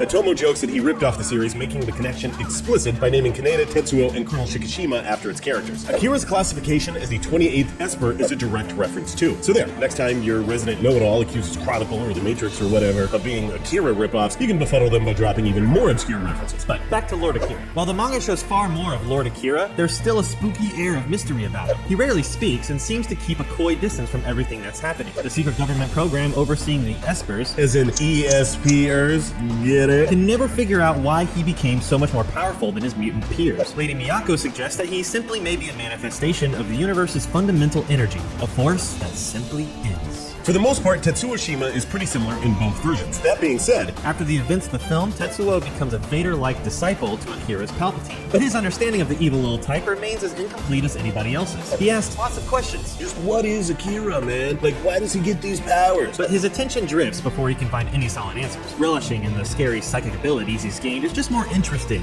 most of the time. Indeed, the single most awe-inspiring and badass scene, which didn't make it on screen, happens in Volume 5. When Akira's retainers stage a display of power at the stadium. Tetsuo turns to Akira. The Moon Lord? And Akira quietly replies, "The moon." Tetsuo then teleports to the moon and with the entire world watching, blasts an enormous crater out of its surface. Ocean tides go ballistic. We can't living together. Hysteria. Great power comes at great cost, of course. And Tetsuo constantly suffers from migraines, which he can only alleviate when he gobbles pills like Cocoa Puffs. His famous biomech mutations are more overtly explained as his body needing to expand and take on additional inorganic matter in order to contain the absurd amount of power awakening inside him. Super cool super moves and scrap metal skin problems aside, there's no getting around how Tetsuo is far less sympathetic in the manga though. While the anime and manga both feature flashbacks that win some sympathy points for the guy by showing his sorry life as the put-upon toady in Kaneda's biker gang, Tetsuo pretty much immediately embraces his bad self in the manga and keeps sinking lower from there. Kaori is by far the worst victim of Tetsuo's unrestrained id. In the anime, she's his meek, maybe sort of girlfriend. He tragically can't defend her against a rival gang, and the tragedy deepens when Tetsuo accidentally squishes her into a bloody pulp after he transforms into a giant, gory baby.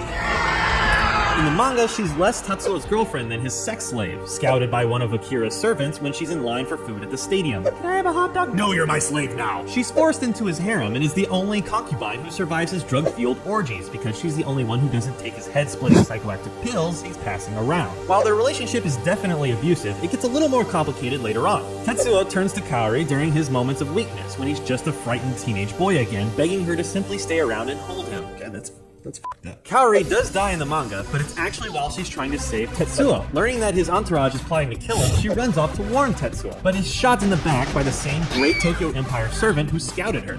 Kei comes out better in the manga than Kaori does, for sure. While the anime touches on the notion of this scrappy rebel agent gaining psychic powers, If you were wondering how she walks on water or mentally links with the Espers or deflects Tetsuo's telekinesis, the manga explores it far more thoroughly. Lady Miyako teaches Kei how to better harness her burgeoning abilities, hoping to groom a super powerful disciple to counter Tetsuo. However, just as Tetsuo's abilities harm him at times, Kei's powers put her at risk. So much so that her man, Kaneda, steps up and insists on playing White Knight to keep her safe. He swears he'll kill Tetsuo before their anticipated duel. Kei won't need to be put in danger. and thus another memorable scene that didn't make it to screen is set up. Kaneda drives back through the ruins and rounds up a posse of bikers, including former gang rivals, with the thinly conceived plan of storming Akira's castle. Volume 5 ends with them leading this handful of dumb punks in a motorcycle charge against Armageddon! Though he's the protagonist in the anime, Kaneda is really just one player in the manga's ensemble, and he winds up being pretty much the same dude in both versions. The manga does allow this romance with Kei to deepen, though, and his friendship with Tetsuo to fracture further. Kai and Kaneda's relationship never gets past snipey flirtation in the anime. In the manga, though, they share a passionate kiss while he declares he'll lay his life down to protect her against Tetsuo if need be. When Tetsuo and Kaneda square off in the anime and shriek each other's names 10,000 times, Kaneda bears some reluctance. He hopes he can still talk his old friend out of this. In the manga, though, he firmly decides Tetsuo is beyond saving and must be killed. Not just for Kei's sake, but the entire world's. So when Kaneda fires that super cool plasma rifle, he's shooting to kill, which leads us to the final battle. In the manga, not content to let Kaneda fight her battles for long, Kei eventually joins the final fray in the stadium, throwing down with Tetsuo in an outrageously destructive telekinetic duel. Look, Mom, no hands! Get it? Because they're telekinetic.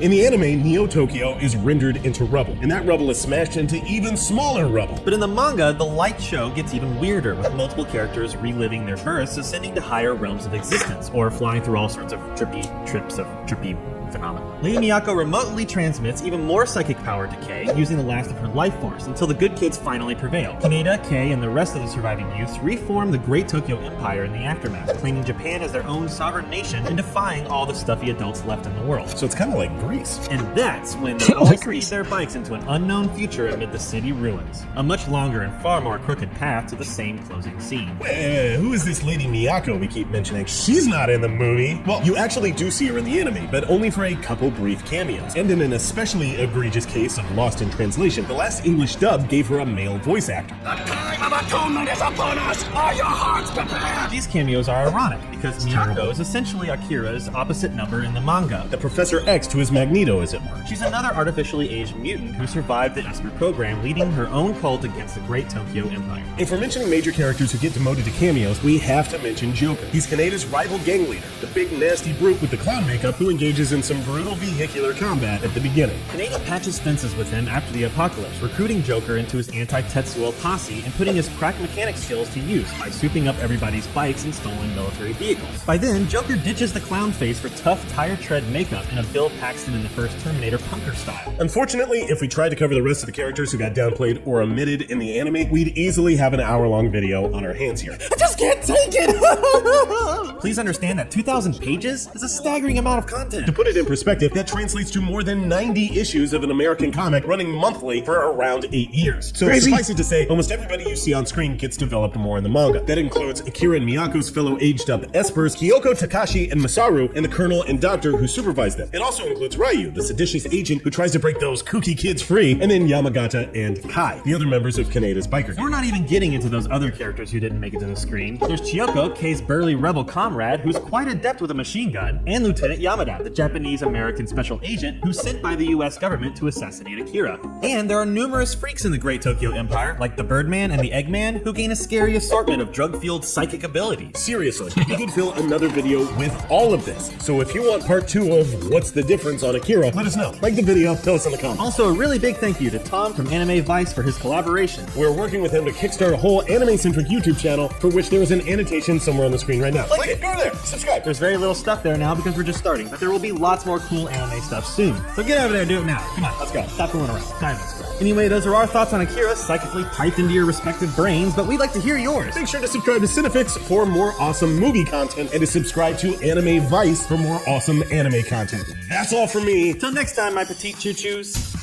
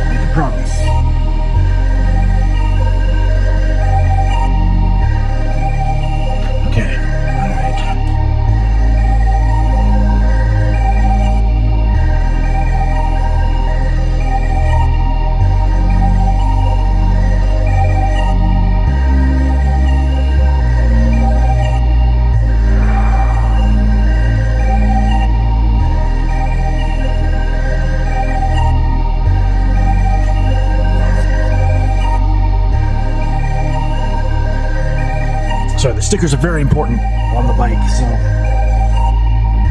try to make sure I represent them properly.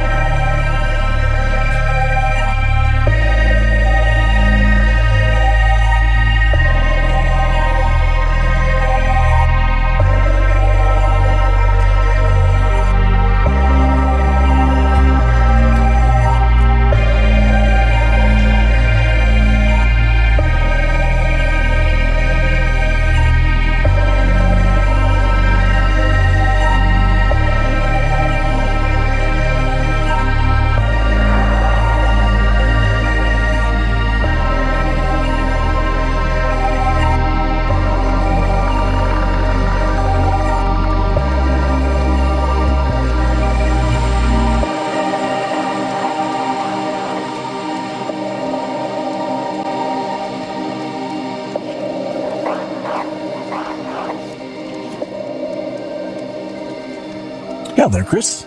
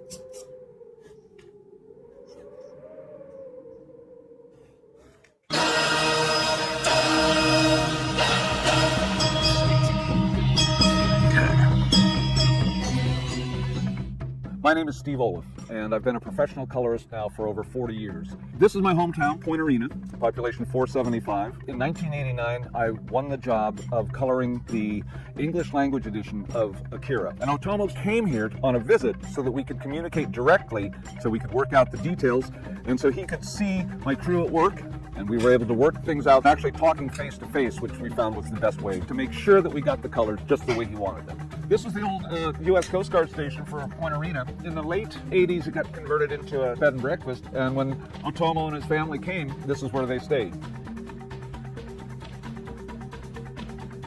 Otomo and I came down here just to get away from the kids and everything, and have a drink and talk for a while, and we had a great time just sitting here to talk between the two of us, and that's when I discovered that his drink of choice was Jack Daniels. When Otomo brought AKIRA to Archie Goodwin at Epic Comics at Marvel, they didn't feel like the American audience was ready for black and white comics, so they wanted it to be in color. When I first met Otomo, I flew out to New York, and they had determined that my samples were the best, and I'd gotten the job. He didn't really talk much, but once we went out and had some sushi and had a couple of glasses of beer and some sake, his English got much better, and I found out later that he spoke a lot better than he let on. When he was here, he got to look at my color guides and figure out how he wanted this thing to look. He was able to see the computer separators and how they were working, so he had a better understanding of how the book was going to be colored. And then with his input, it got better and better. I would do the color guides, and I would complete an entire issue, and I'd ship it to Japan for Otomo's approval. If there was any problems with any of the pages, he would send them back and let me know. And we did that process for the first 5 issues, and then with issue number 6, he looked at it and he thought that I was dialing in the colors properly. He was happy with it, and he told me, he says, "Steve, you don't have to send them here anymore. I'm happy with what you're doing." They sent me really high quality copies from Japan, which allowed me to use airbrush, wash, felt pens, markers, a colored pencil, any medium that I wanted to try. Pantone films, it all worked on this, and the paper would hold up to it, so it allowed me to do basically fully painted color guides. This is Otomo and I holding our Harvey Awards for AKIRA. At this time, I'd actually won 2. He didn't bring his own, but I had next to him for it. AKIRA was not only a really interesting story, beautifully drawn, but once we added the color, it came to life in ways that we didn't really expect. And AKIRA actually changed comics history. I've had people coming up to me quite often and telling me how important it was to them and how different it looked at the time. AKIRA turned out to be one of the most important projects of my career.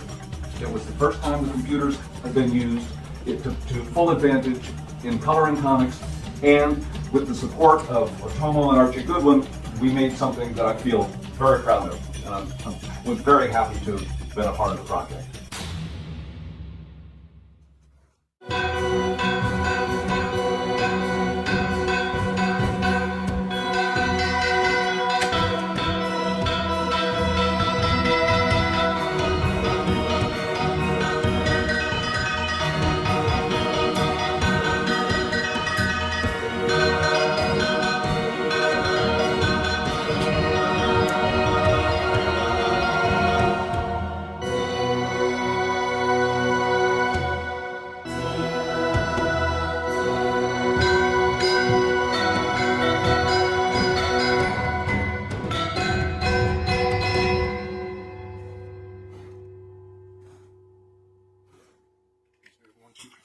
And do you have a paperback for 6?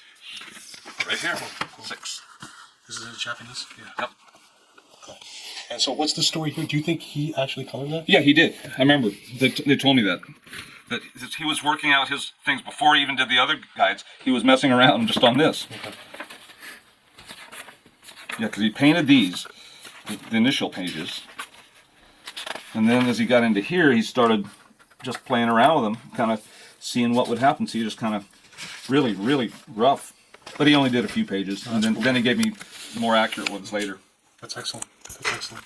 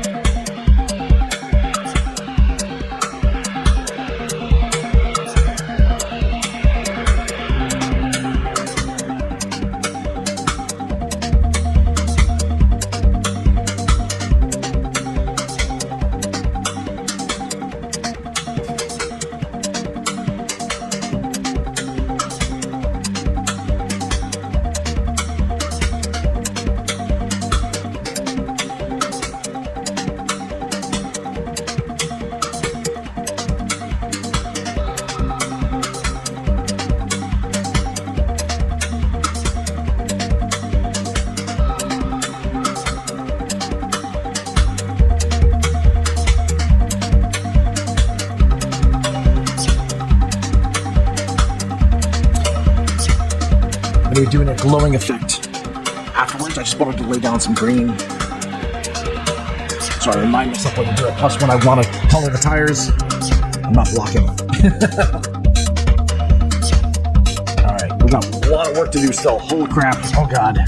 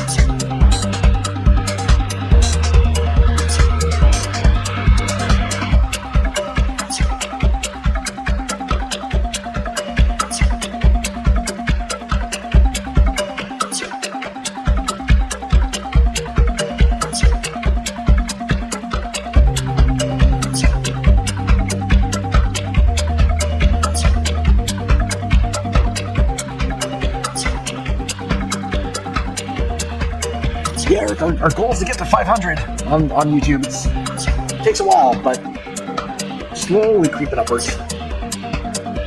There was a bit of a yo-yo over there.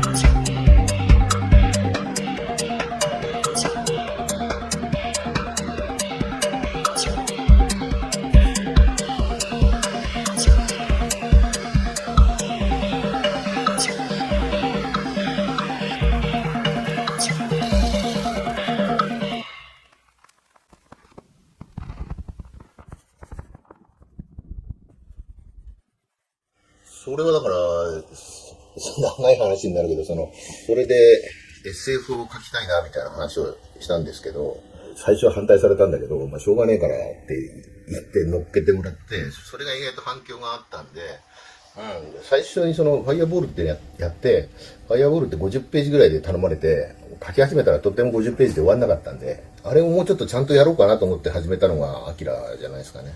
哲夫がドラッグをやりながら非常に破壊的になっていって、潰れていくっていう、若い衝動だけで暴力に走って、だんだんみんな潰れていくみたいな、そういう感じで出してるんでね。だからその頃の暴走族であったり、ロックもそうだったし、パンクもそうだし、なんかみんななんか廃止するんじゃないですか。あんまりね、社会に参加してない人間を主人公にしたかったんでね。そういう社会の中に入っていない、または出てしまった人間たちの方がやっぱ書いてて面白いってのはありますけどね。それは俺たちもそうだったみたいに、今の若い奴らも自分で探さなきゃいけないじゃないですか。俺たちが何か言うことじゃないですよ。俺たちが何言ったって誰も聞かないしね、どうせね。そんなもんじゃないですかね。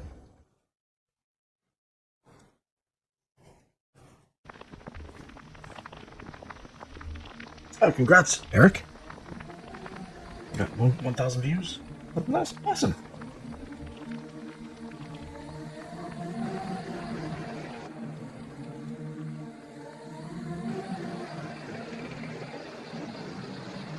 He's to the west. West? He's in the old city.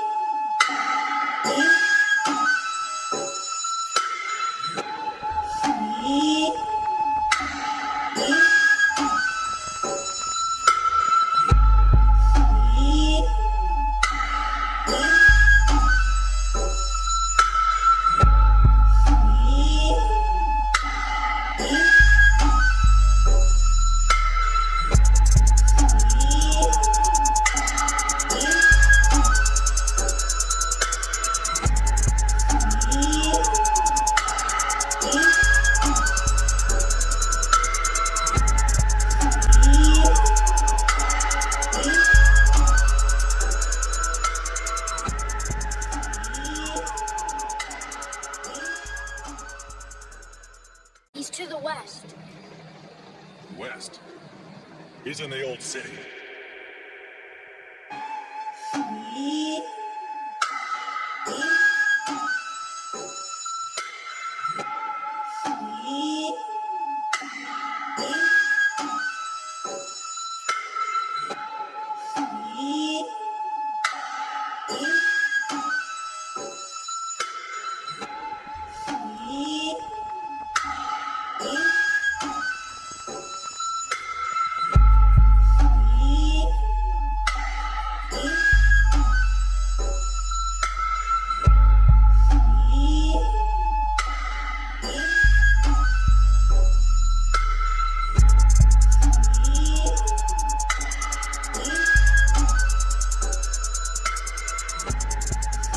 Thank you, guys. Oh, man.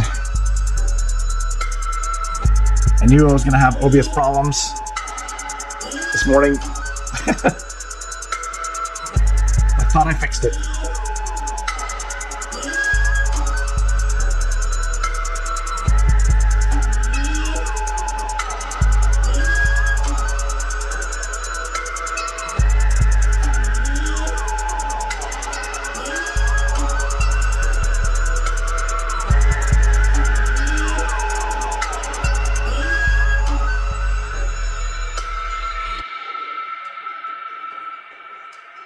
Yep, life happens when you're between plans.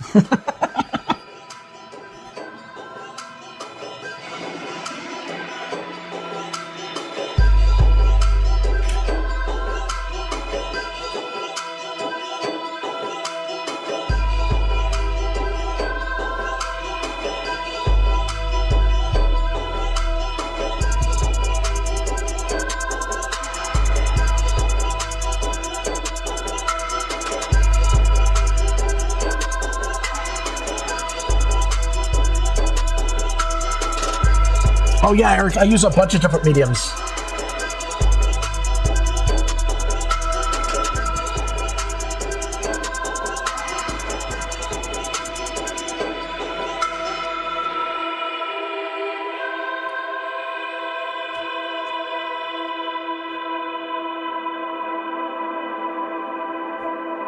We're here to take you back with us.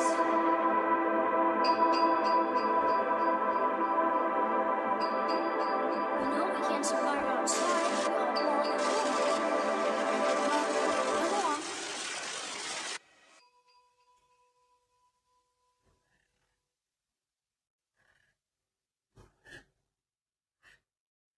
For many years, I have been a fan of the anime movie masterpiece, Akira, a cyberpunk post-apocalyptic style film that took the world by storm and almost single-handedly was the reason people began to take anime more seriously outside of Japan. I do highly recommend this film, and it works perfectly fine as its own entity, and you don't have to have read the manga to be able to watch it and understand it. Well, maybe understand it a little bit. But I finally did read the manga, and I have to say, the manga counterpart written by Katsuhiro Otomo is more insane than I could have possibly imagined. Now, the manga and anime do follow the same basic structure up to a point, but a lot of events happen very differently in the manga. And the first thing that I noticed was just how quick the pacing of the manga actually is. This thing moves at a breakneck speed, and every single chapter is filled to the brim with more chaos and moving plot elements that just make it more and more complex as things move forward.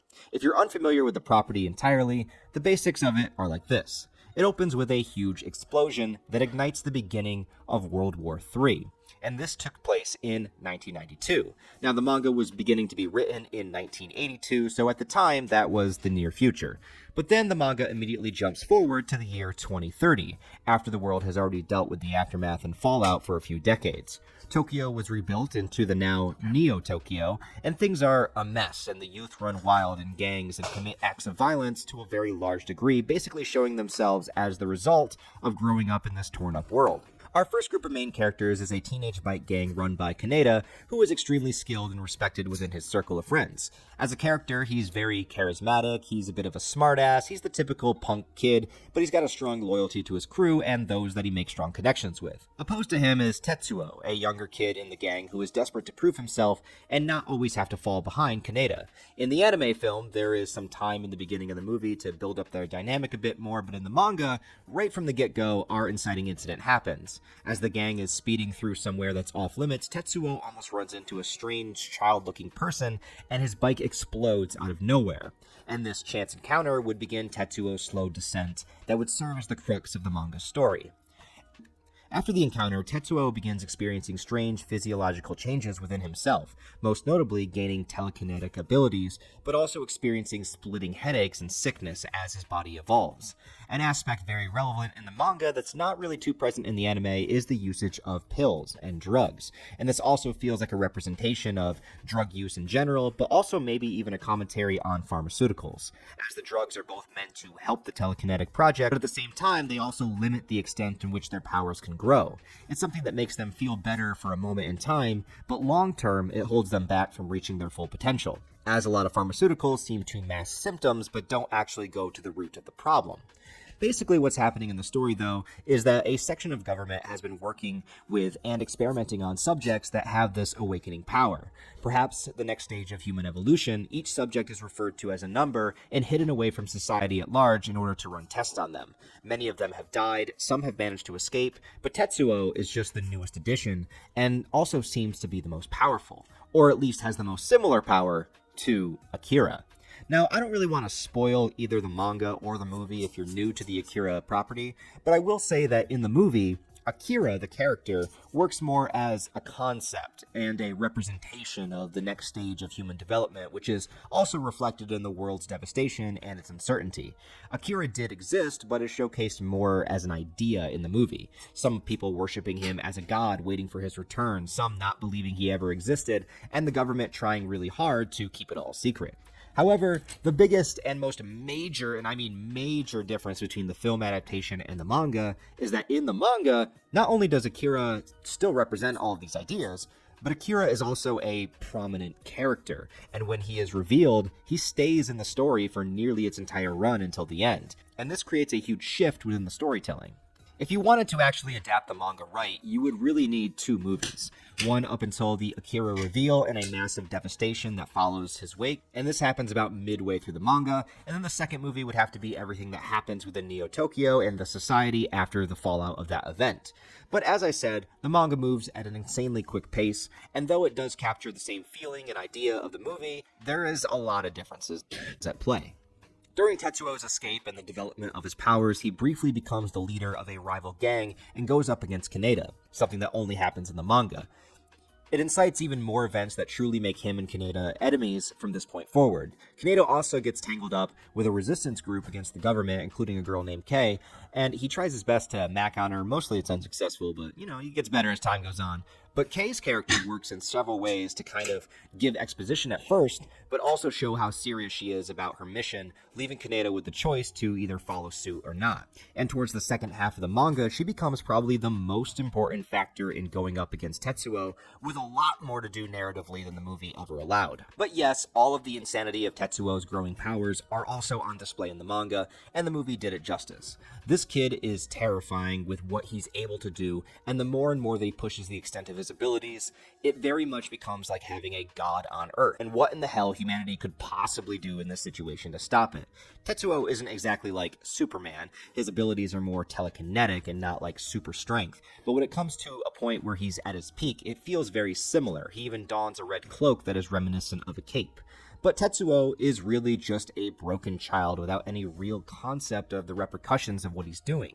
The author said in an interview that with some of the commentary on youths is that they can become so self-destructive that they lose themselves within that, and that this may also play back into the drugs and pill aspect that I mentioned earlier. He says that a lot of them go berserk on impulse and then end up destroying themselves, but also how much of that is just in a response to the world that they live in, and did they even have another choice when you think about it? The manga doesn't beat you over the head with its themes or anything, but it's interesting in how dealing with these larger concepts of human evolution and destruction versus creation, then it also showcases us a world with extreme class differences, societal divisions, religious influence, and also oppressive governments. And maybe a lot of that is about control, or how we control other people, and that you can only control so much before those beneath you begin to rebel. The kids are rebelling just out of instinct of the world they were born into. And what if one of those kids had unimaginable powers? You have the authorities of the world experimenting and manipulating the youth for what they think could benefit them. So the older figures that should be there to look up to or give guidance are actually here just using the youth for their own selfish gains or to further their own agendas, which might be relevant to things that still happen nowadays. And that's part of the tragedy of Tetsuo. You can tell that he's a broken character, you can tell that he needs guidance, you can tell that he's desperate to have some autonomy over his own life, desperate for any semblance of control that he can find, and ultimately, just like the world he grew up in, it's not his fault entirely that he was burdened with these powers.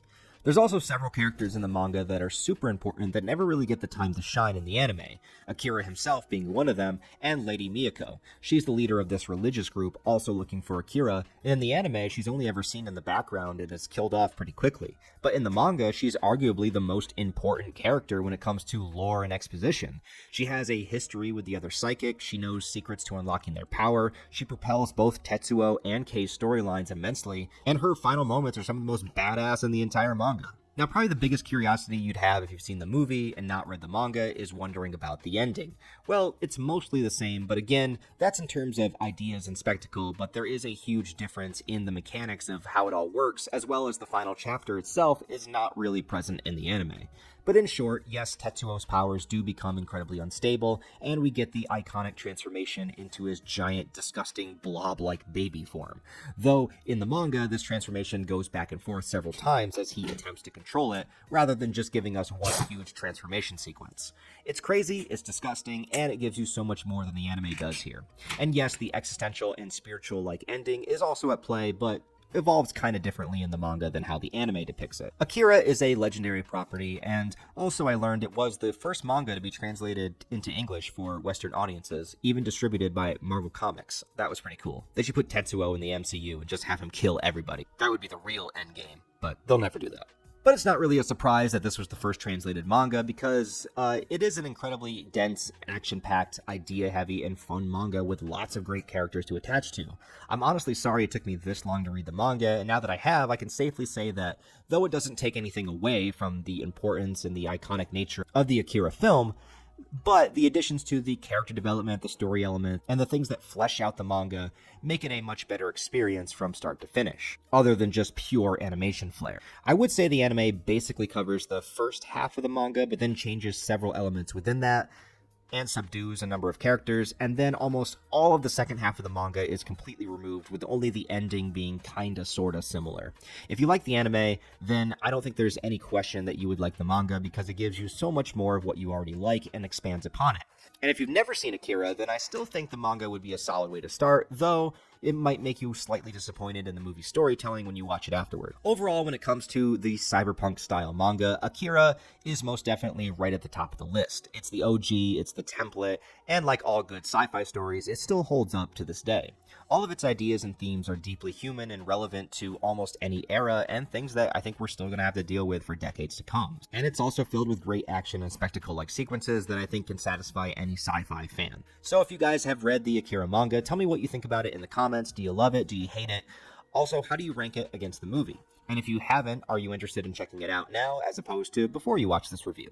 Anyways, let me know how you feel about it. Also, like this video and comment to help it in the algorithm. I'd really appreciate it if you did so. And don't forget to check the links in the description for my Patreon, channel memberships, merch store, and all the various social media links where you can follow me. All right. Wow.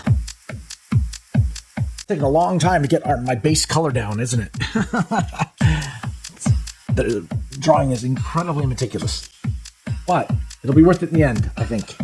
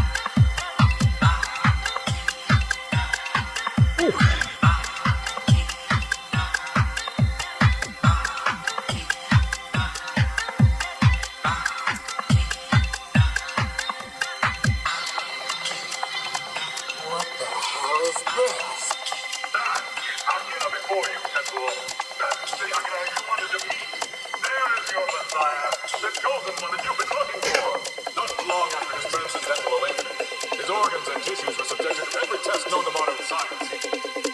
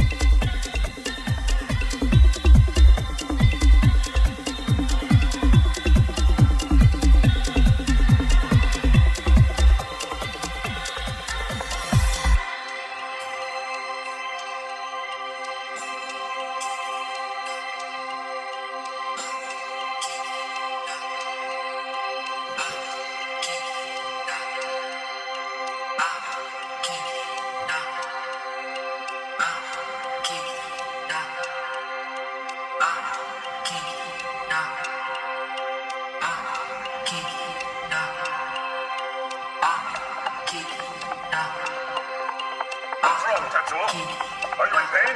Huh? Get that medicine. Did you hear that?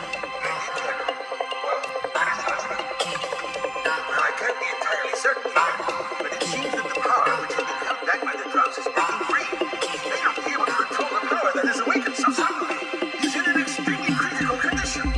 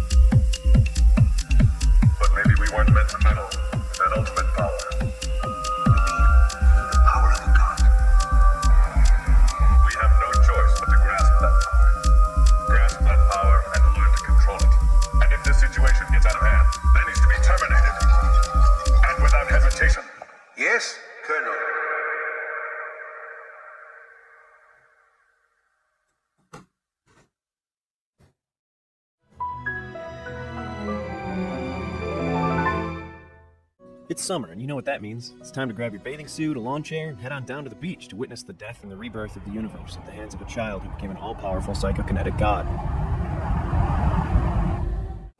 And maybe build a sandcastle. That's right, it's 2019, and that means it's the year of... AKIRA. To say AKIRA had a massive impact on the anime industry would be an enormous understatement. AKIRA's original author and director, Otomo Katsuhiro's craftsmanship shines through every meticulously animated frame, drawn by an animation team with nearly 70 different key animators. But the gorgeous animation, world design, and sense of visual awe that AKIRA inspires have been discussed at length over the past 30 years. What kind of music did Otomo want to accompany the visage of a futuristic Japan on the edge of collapse? Well, the only logical choice, of course. You know the one, that's right. Traditional Balinese gamelan music. Oh, you weren't gonna say that? In fairness, why would you? First off, what even is gamelan music? Well, there's no quick answer to that question.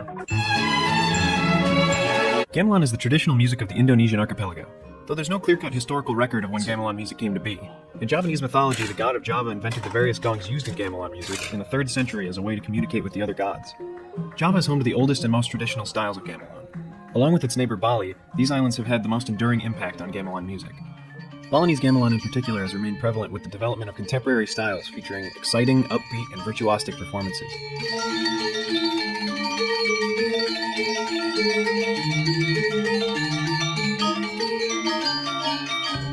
It's unusual, hey? And there you have it. Thanks for watching. Like, comment, subscribe, and ring the little bell. Whoa. Hey, what? You know, AKIRA? Oh, right. How the heck does Balinese gamelan music fit into AKIRA? I mean, first of all, it's traditional folk music in a futuristic setting, and second of all, it's Indonesian, not Japanese. How would this ever work?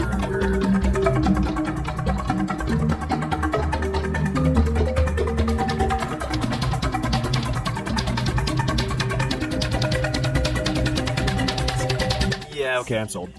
To write the score, Otomo chose Geno Yamashiro-gumi, a Japanese musical collective led by Yamashiro Shoji that specializes in various forms of folk music from around the world. これでそういうふうに考えると山城組だなっていうね。 Balinese music works on multiple levels in AKIRA. To the average Japanese moviegoer in 1988, when AKIRA was released, the unfamiliar sounds of gamelan music set to images of Neo-Tokyo establish the setting as one far removed from the Tokyo of the 80s. It also establishes the nature of the characters, who are flung into situations far beyond their comprehension.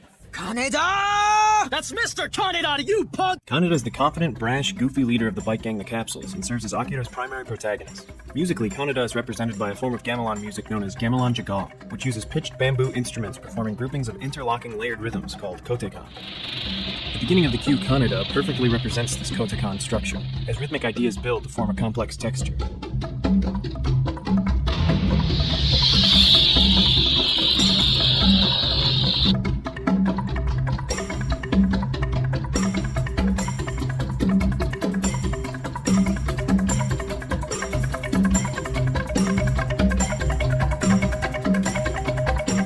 style is a perfect fit for Kaneda, with its relentless kinetic energy showcasing his youthful rebelliousness.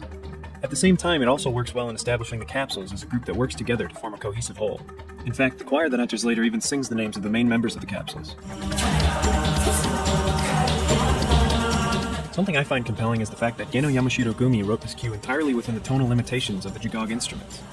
These instruments have the capability of performing just 4 pitches. In Western notation, these pitches most closely resemble C, E flat, G, and B flat, the same pitches that comprise the C minor 7th chord. That's right, that means one of the most iconic cues in all of anime uses just 4 pitches.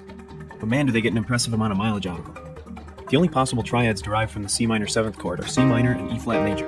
These chords function in E flat major as the minor submediate and the major tonic. Kaneda's theme is built entirely by the trading off of these triads.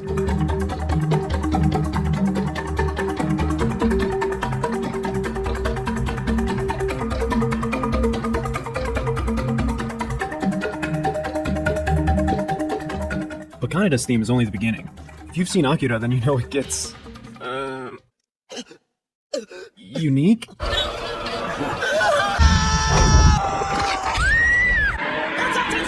That's right, next up is Tetsuo, and man, does this young boy have a rough go of it.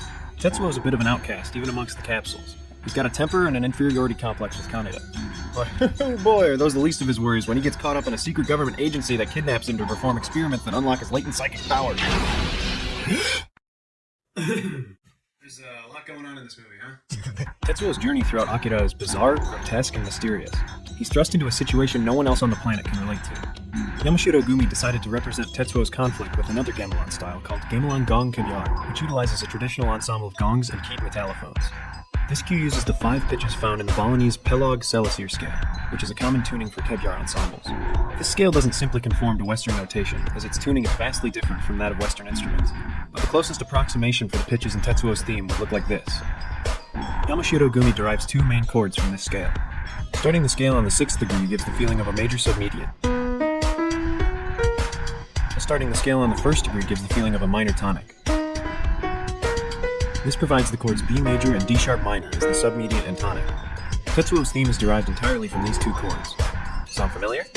That's pretty much the exact same idea behind Kaneda's theme. Remember that inferiority complex I mentioned? Damn it! It ain't fair, Tetsuo! However, an important distinction in Tetsuo's theme is the movement to minor as opposed to major in Kaneda's theme. This makes sense as Tetsuo falls into a dark pit of power-crazed insanity over the course of the film. But the area in which Tetsuo's theme is highly unique is in the rhythm. What initially sounds like a simple rhythm is eventually revealed to be a complex polyrhythm. The rhythm progresses smoothly, but is abruptly interrupted at the end of every 4-bar phrase, making it hard to perceive the meter and how the rhythm fits within it. The rhythm only becomes clear once the full gamelan ensemble enters and establishes a 16-beat phrase. Here we can also witness the aforementioned chord shift. This despondently clashing rhythm matches Tetsuo's mental state throughout the film. He's on the verge of complete mental collapse, caught between his desire to return to normalcy and his egomaniacal thirst for power. And that brings us to one of the most memorable moments of the whole film. The choir suddenly bursts forth, almost shouting, as if to proclaim the arrival of the new Lord AKIRA. Da da! This is also where the shift to D sharp minor is made most prominent. Quite powerful. The trade-off between the choir and the gamelan ensemble emphasizes the distinct differences in Pelog tuning. What better way to compliment Tetsuo's ascension to a godlike figure than with instruments crafted by a god? AKIRA is a very interesting reasoning for it, if that somehow wasn't clear by this point. And the experimental nature of its subject matter and execution warrants a musical score that's equally as bold. People remember when Kaneda's gang first speeds through Neo-Tokyo with their taillights smearing across the screen, accompanied by the thumping rhythmic jigog ensemble. I mean, come on, it's a friggin' bop! And people remember the eerie feeling they get while watching Tetsuo's psychological breakdown and eventual rampage coupled with the unique sounds of the kebyar ensemble. And the experimental nature of the score doesn't end with Balinese music. There are tons of interesting electronic, vocal, and rock elements in the span of the hour-long soundtrack that are also worth touching on, but that's for another time. In the end, could AKIRA have been just as successful a film with a more traditional orchestral score? Of course. But it's the daring decisions like those made by Otomo and Yamashiro Gumi that leave a more unique and lasting impression on viewers, turning a great film into a classic. Thanks so much for watching through to the end. In the midst of writing and editing this, Otomo confirmed that a new AKIRA animated series is in the works, which I'm stoked about considering the film cuts a ton from the manga in the interest of not being 5 hours long. What do you think the score for this new Akira series will be like? Will it follow in the 1988 film's gigantic footsteps, or take on a more traditional orchestral setting? And heck, there's also that upcoming Hollywood adaptation directed by Taika Waititi. What kind of score do you think that will have? I'm cautiously optimistic, but let me know what you think in the comments. If you like this video and you're into something as dorky as anime and music theory, give this video a like and hit subscribe for more cel-shaded music theory. And remember, when a giant singularity appears in the Japan 2020 Olympic Stadium and gobbles up all of Tokyo, we were warned by a sweet young boy 30 years ago. And that was some music theory.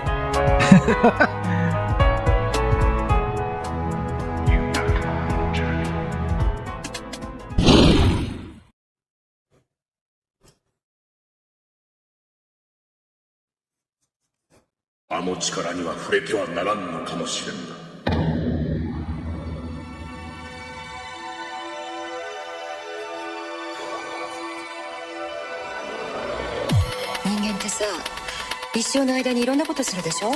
何かを発見したり作ったり、家とかオートバイとか橋や街やロケット、そんな知識とかエネルギーってどっから来るのかしら。さあどうしたのかな、言ってごらん。夢を見たの。街が黒い影に包まれて壊れていくの。私たちはもう一度アキラ君に会ったの。アキラ？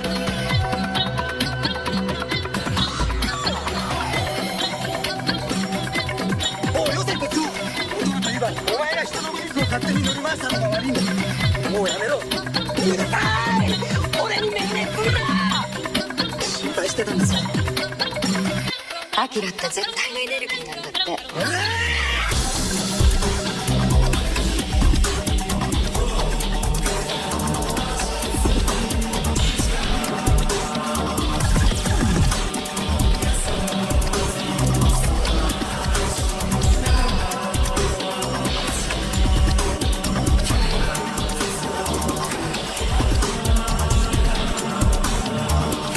It's really interesting seeing the English translations.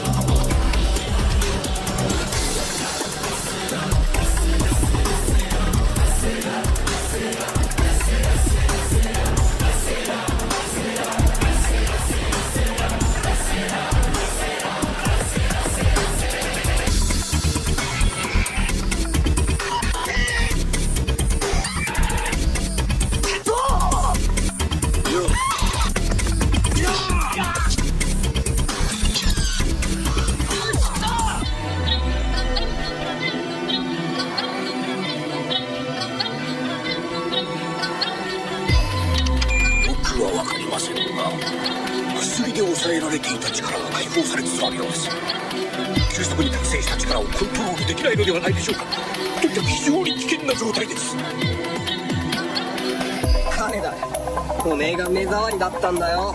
いつも子供扱いだ。どこにでも出てきてボスぶらしやがる。おめえもボスになったんだろ、この瓦礫の山でよ。金だー、運をつけろよ、デコつけ野郎。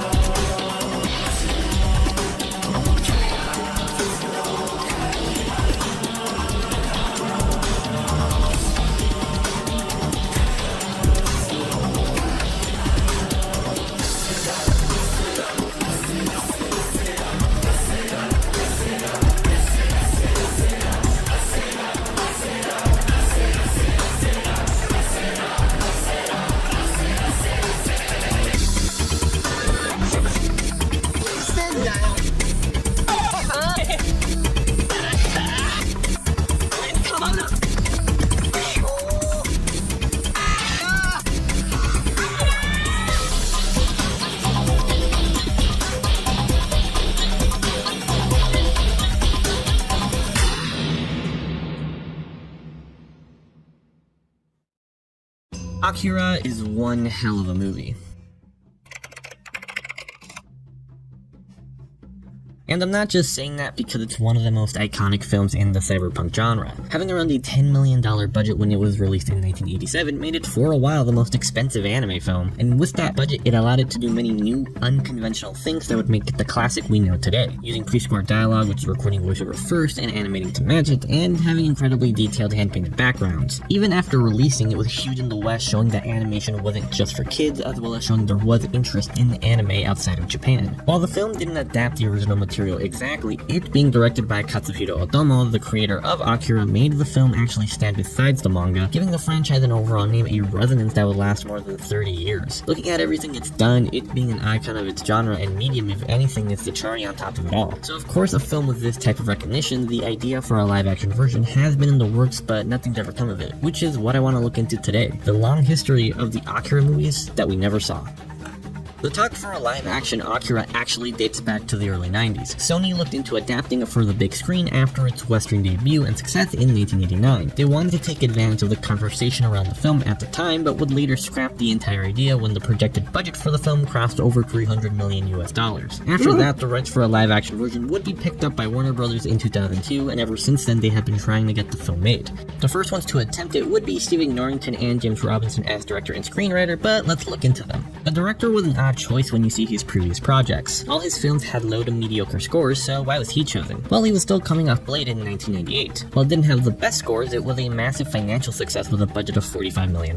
It made almost 3 times that at the box office. During this time, movies based on comics were in this dry spot due to some bad ones happening beforehand, ruining the idea that these type of movies could be successful until Blade happened. So it made sense to get the guy behind a really successful and recent movie based on a comic to adapt another piece of entertainment based on a comic to the big screen. The next best thing would be to get someone familiar with comics to write it, which is where James Robinson comes in. He's a writer who's worked for both DC and Marvel, but also screenwrote smaller films. This was all happening in 2002. By this time, the ripples of Blade's success would be showing, having a well-received and profitable X-Men film in 2000, and later in 2002, Sam Raimi's now iconic Spider-Man. So it was a perfect time to adapt Akira. In the original announcement, Norrington actually hinted that in this version, some changes were being made. He said that it preserves the tone, the visuals, and the epic scope of the original while telling a somewhat more accessible story to Western audiences. One of those changes was to make Kaneda and Tetsuo brothers. Akira was supposed to start production after his next comic-to-film adaptation, which was League of Extraordinary Gentlemen, which also had the same screenwriter, but the movie being a massive financial and critical failure put the plans for Akira on hold. Norrington would later leave the project, possibly forced out, and filmmaking altogether. The film would be on hold for 6 years due to Warner Brothers letting go of the license during this time, but they would later reacquire it in a bidding war that would cost them 7 figures. So WB actually doubled down on the live-action Akira and started plans for it immediately in 2008. That's when Ruari Robinson announced that he was directing with Gary Whitta as the screenwriter. These two were also an interesting choice. Robinson was mainly known for making sci-fi short films and animation. His 2001 short 50% Grey was even nominated for an Academy Award. While I understand why they chose him, being someone who only works on sci-fi movies, it's still crazy that they chose to give this massive property to someone who at the time didn't even make a full-length movie. Also, Gary Whitta was a bit questionable. In 2008, he had no screenwriting credits, so no one really knew the quality of his work when it came to film. While he didn't have movie credits, he did have some in video games. He was a writer for the original Prey, and as someone who's played that game, let me just say the story wasn't the reason people liked it. The other game was the original Gears of War, so at that time he was 50-50 when it came to sci-fi stories. Since he didn't really have anything before 08, let's take a look at what he later worked on to get an idea of his quality. When it came to games, he was also a writer for Duke Nukem Forever, which there isn't really much to say for that one. Also, he co-wrote the story for Telltale's The Walking Dead Season 1 Episode 4, which debatably is the weakest part of the season. Going to movies, he was a writer on The Book of Eli, which had pretty mediocre scores, followed by After Earth, so not much to say about that one. Was his biggest and most successful project that he co-wrote being Rogue One, a Star Wars story. But unlike the last plans, there Akira got farther into production so we can see what their vision for the movie would have been. This one had an all-new script that actually wasn't based on the film, but the manga, and it would have been told across multiple movies if the first one did well. Whitta thinks it would have either been a duology or a trilogy to tell the whole story, and the script for the first part would have taken it up to the destruction of Neo Tokyo and the rebirth of Akira, which leads to the next part. While he stated it was based on the manga, there was still some changes done to it to work for global audiences. The first one being the setting. It no longer took place in Tokyo, Japan, but Manhattan, New York. In a 2015 interview, Whitta talked about the changes made and what their idea for the movie would have been. The setting change was covered, stating that future Japan had been forced to deal with an economic and population boom by buying an abandoned Manhattan Island in a massive land deal from the American government, which itself had been driven close to economic ruin by the destruction of the city from the original Akira incident. With this, it made Manhattan a Japanese territory called New Tokyo with a population of 10 million Japanese people.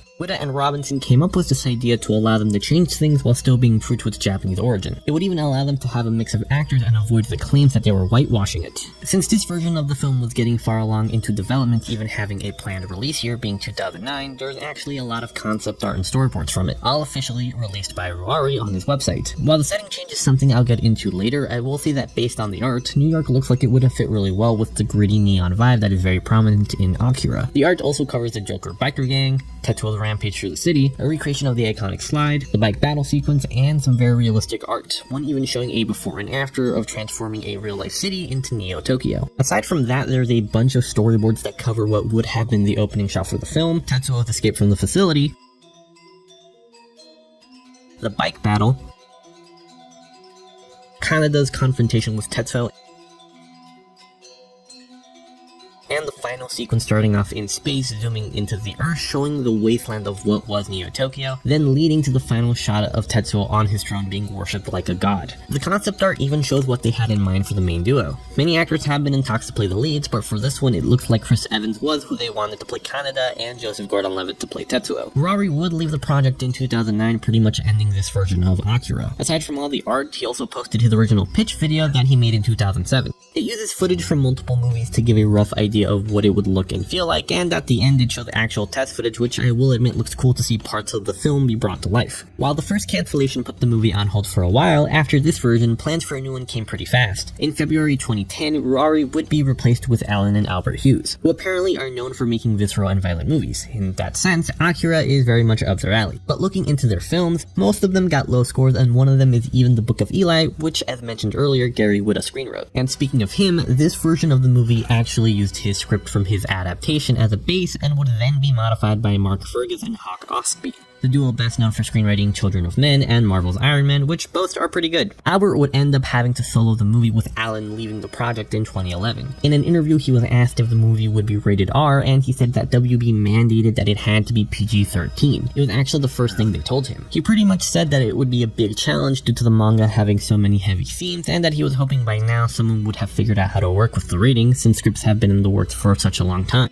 He did think of a solution, but it's something fans of the manga and anime may not like. I'll just read his quote. "The trick for me is to simplify everything for the audience, because you can't come in with that complexity. Many are not going to be happy with that statement, but if you were in his position, you'd be having a hard time too trying to get the story to work with that rating." Something I find a little contradictory is that WB also mandated that no one can make a single movie based on the manga. It had to be 2 films, each covering 3 volumes, which seems true with Ruari and Whitta fitting the same criteria. It's odd because they wanted it to be based on its source material, but they gave it a rating that goes against it. It gets even weirder. Hughes stated that he might not even return for the sequel if it was successful. He said, "Nah, I'm not into sequels, so I don't even know if I'm going to be around for the sequel. I'm going to focus on the first movie and get that right, and they can talk about that later. I don't know if I would do it though." That's crazy when it's an overarching story being told across 2 films. In 2011, a script of the movie leaked online. It's assumed this was either Whitta's or a rough draft of Fergus and Ostby's, having the new Manhattan change, some not so subtle references to 9/11, also Kaneda and Tetsuo being brothers, which isn't the last time you'll see this, but something surprising is that apparently they are in their early 30s. I'm not gonna go through the whole script because it will take forever, but those changes are only scratching the surface. It pretty much didn't even sound like AKIRA.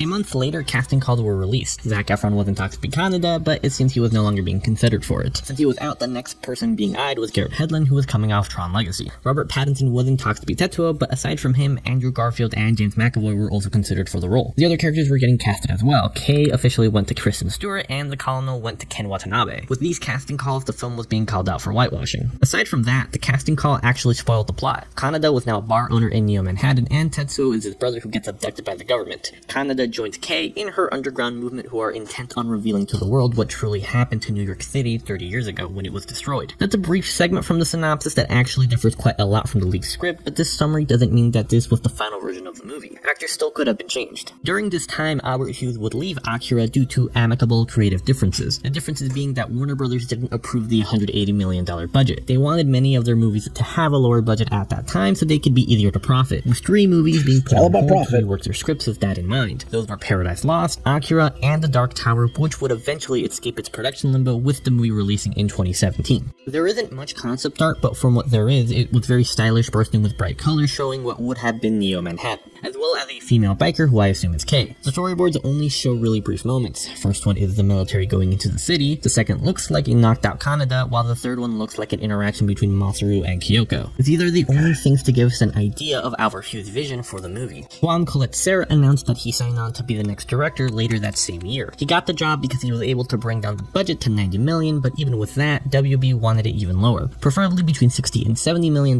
which is what The Dark Tower had. Serra was known for a lot of horror and action thriller films, which was most likely another reason why he was chosen for AKIRA, but looking at everything he's made, his track record didn't seem that promising. As for the writers, many were being looked at to rewrite Serra's script. Steve Kloves, known for his work on the Harry Potter franchise, wrote one at this point, but later Dante Harper, now known for Edge of Tomorrow and Alien Covenant, would take over. Other writers were considered, but none were officially confirmed to have been part of it. Warner Brothers ended up shutting down the production in 2012 for issues with casting, budget, and scripts. During this time, Serra left the project because he was in high demand after the success of his movie, Unknown. He left to work on other films instead of just waiting for issues to be resolved. So with him leaving, WB started looking for other directors who could work with the smaller budget that they wanted, but they liked Collet-Serra's version the most, and in 2013 he was brought back to direct the movie due to him finding time in his schedule, as well as finding a new approach that would work with the budgetary restrictions from the studio. It's unknown if it would keep the previous budget plan, but based on his statement, it seemed that it would be lower this time. He was starting production on Run All Night around this time. After that was done, AKIRA would begin in spring of 2014. Run All Night released in 2015.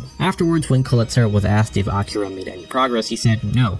No, there's nothing. The reason was that he needed a break from directing because he filmed his last two movies back to back over the course of 3 years. Nonstop started filming in November of 2012 with Run All Night in October of 2013. So he was gonna hold off on any film for a while. It'd been so long since when he got the directing job that by 2015 he wasn't even sure if he was still part of it. Later that year, the studio resumed work on it, but this time Warner Brothers had no director. The showrunner for Daredevil Season 2 was the writer, which is something because he has no writing experience. This unceremoniously put an end to Collet-Serra's version. His version was not going to be heavily based on the anime or manga like what came before. It was going to change a lot of things, primarily the characters, but had reasons for that. His reasons were, and I quote, "Nobody's interesting in the anime. Tetsuo is interesting because weird crap happens to him, and Kaneda is so two-dimensional. That's part of the Japanese culture. They never have strong characters. They're used as a way to move other philosophy forward." When looking at the storyboards and concept art, you can see that this film was very different, looking way less cyberpunk and not having the neon lights prominent in the original movie and having a grittier look to it. There's also a sketch that gives us an idea of what Masaru and Kaneda would have looked like, and finally they even changed the design of the iconic bike, making it much smaller. Going to the storyboards, these aren't officially part of Collet-Serra's version, but when the 2012 production shut down, a couple months later, the artist Jeffrey Errico released storyboards of what would have been the opening sequence for the movie. Collet-Serra's version was actually the closest to being made.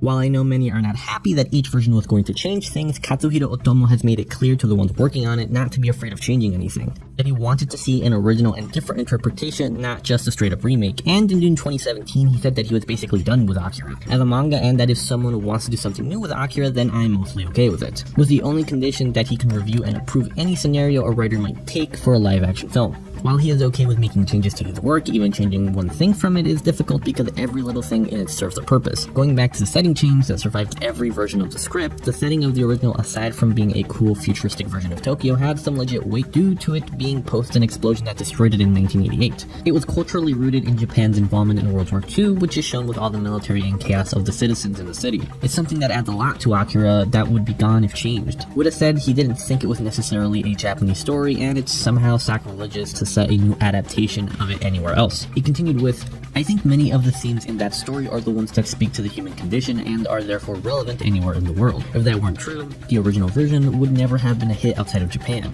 I understand why he thinks that, but with its World War II influence, it allows us to get an idea of what the Japanese are feeling at a time when their worlds and lives were in chaos due to something they didn't know could happen." Another change that was kept the same each time was Tetsuo's name being changed to Trevor, which is even shown in the Joseph Gordon-Levitt art from earlier. I find that odd because Kaneda and a couple other names like Kei stayed the same. There is no reason why it was decided to Americanize him but not the others. I'm kinda glad the other versions didn't go into production. Not because I'm against the changes, I'm a giant advocate for different interpretations of existing material, but mainly due to all the people chosen. None of the directors and most of the writers had a promising history. It never felt like WB was putting what was best for the film first, and that was before the budget restrictions. AKIRA is still in development, currently looking for a director. Jordan Peele was offered the job after Get Out's massive success, but he declined, and currently Taika Waititi of What We Do in the Shadows rather than Thor Ragnarok fame is currently in talks. But based on the history of this film, that doesn't mean anything. It looks like WB is looking into better people for the project than before, which is great. AKIRA have now been in development for 15 years. Will it ever come out? I honestly doubt that. In my opinion, I think WB should just leave it alone, but who knows? The movie almost did happen at one point, but we'll have to wait and see if that time ever comes again.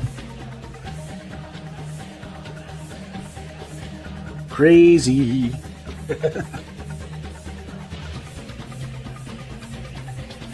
Just can't catch a break.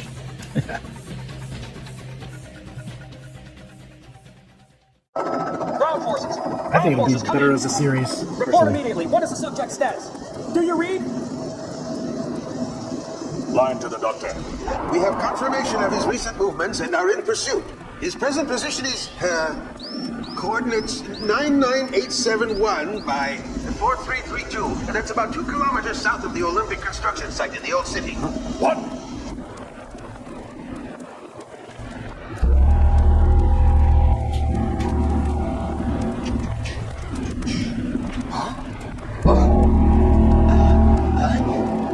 Where's this light coming from?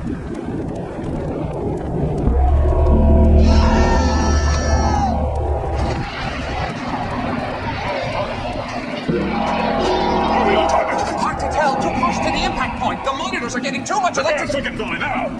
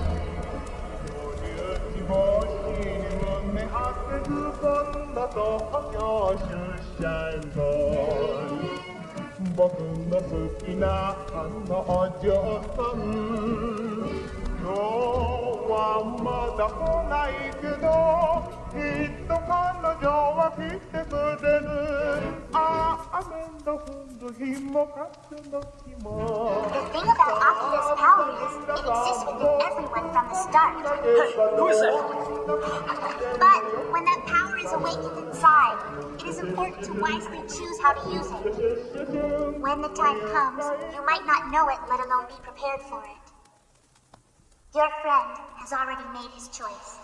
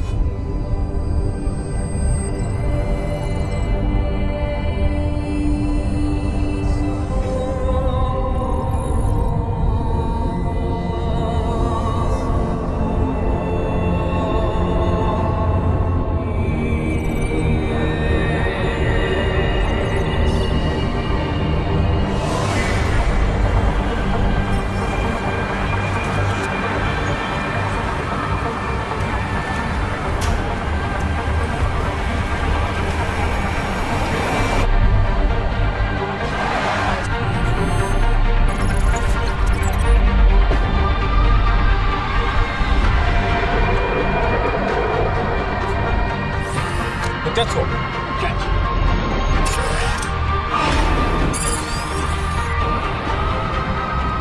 You guys ready? Last one there picks up the check.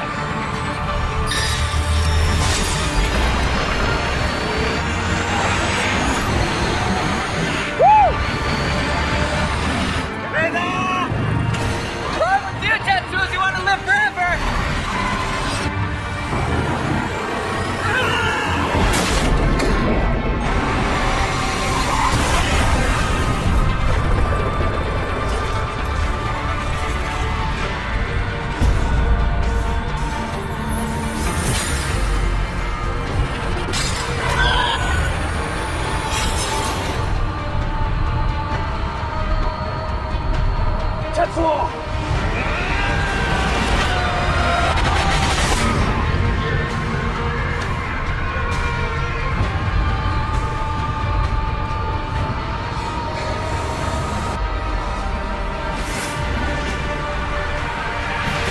take him now, before he becomes another Akira.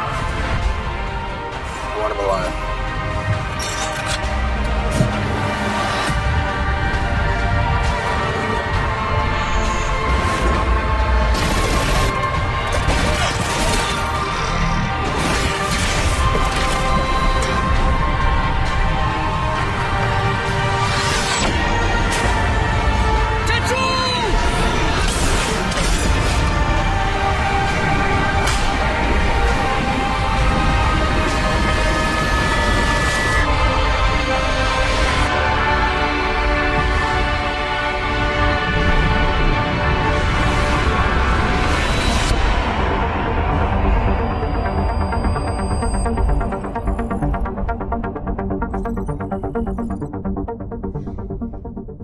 An example that it could work.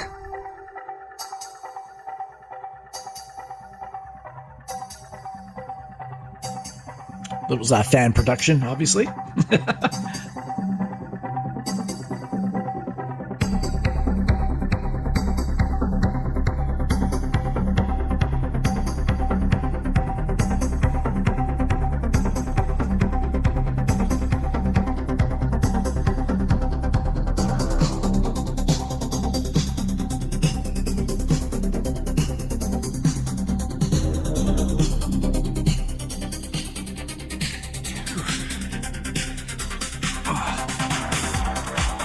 Getting there, guys. Getting there. I put the base color on. I'm now going to be starting to work on highlights, shadows, and things will start to pop and start coming alive.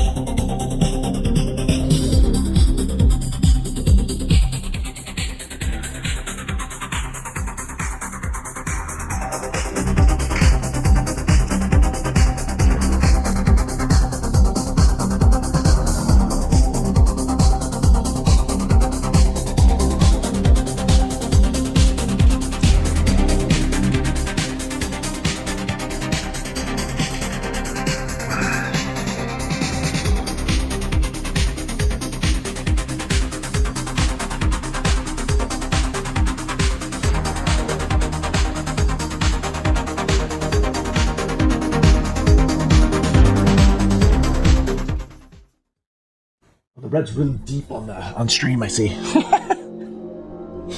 Okay.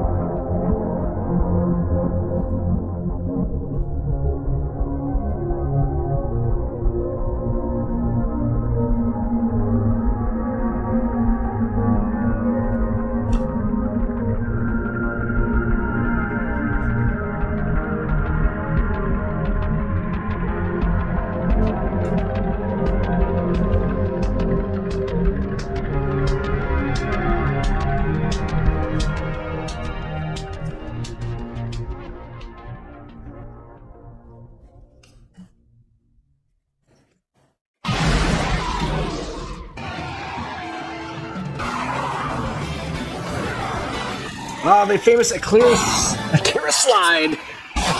It's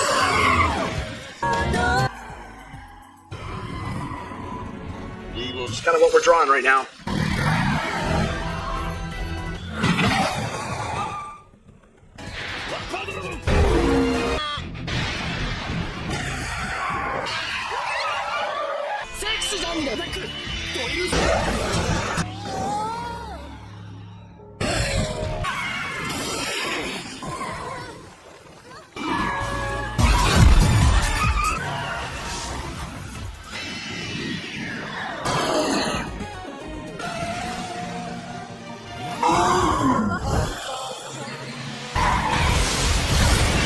Oh, thank you.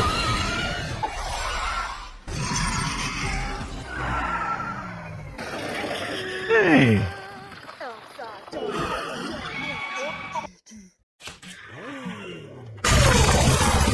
Love, thank you for that.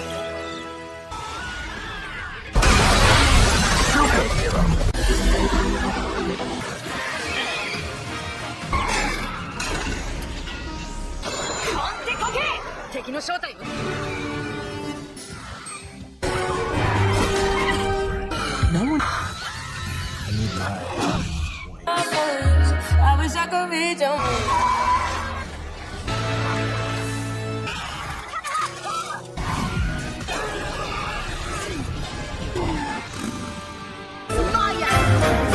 I rescue all that strange vehicle every...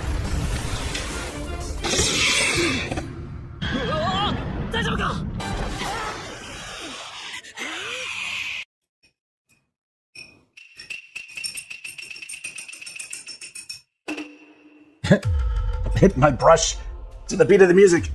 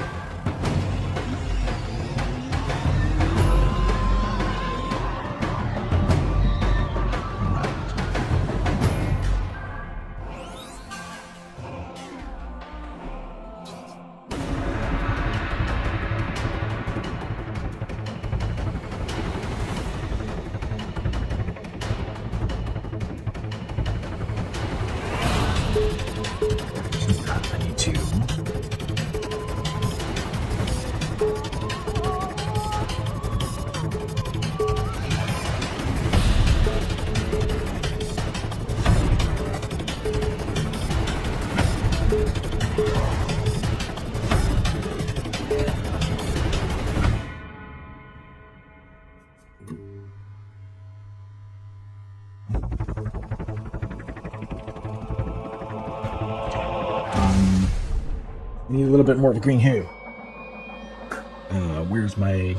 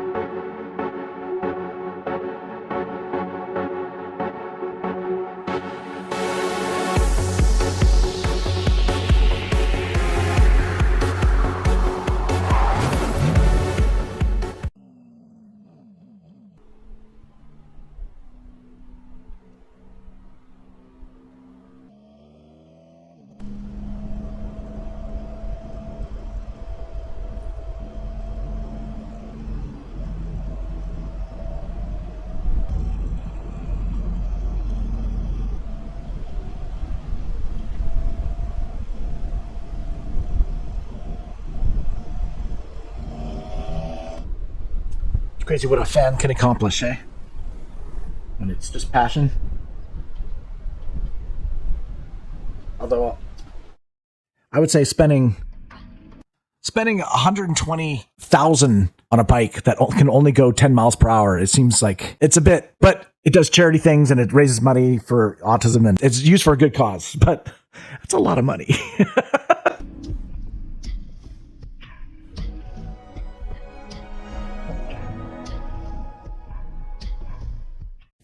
Coming soon to a theater near you. Neo Tokyo is about to explode. You want to ride it, Tetsuo? Let's get it! Streamline Pictures presents a state-of-the-art adventure. AKIRA. Tetsuo! Kaneda!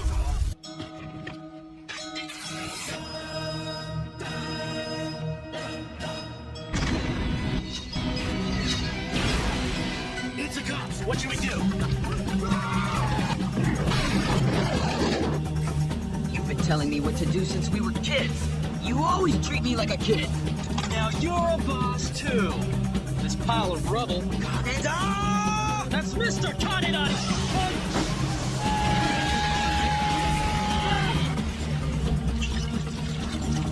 Much better.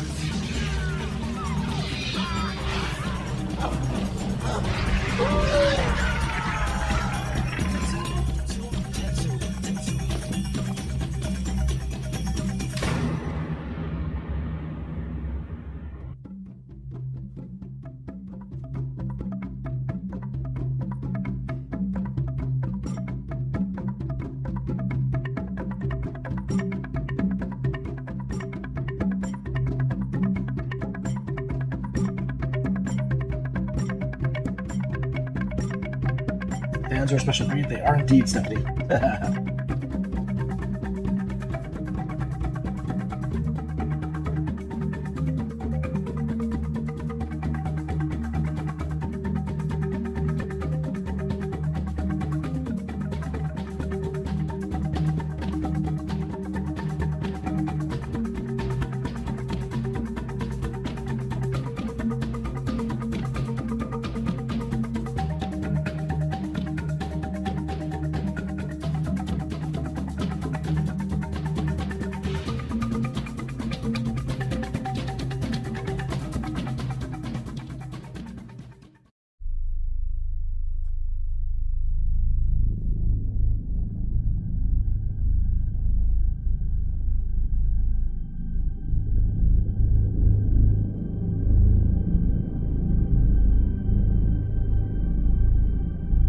Welcome back, Eric.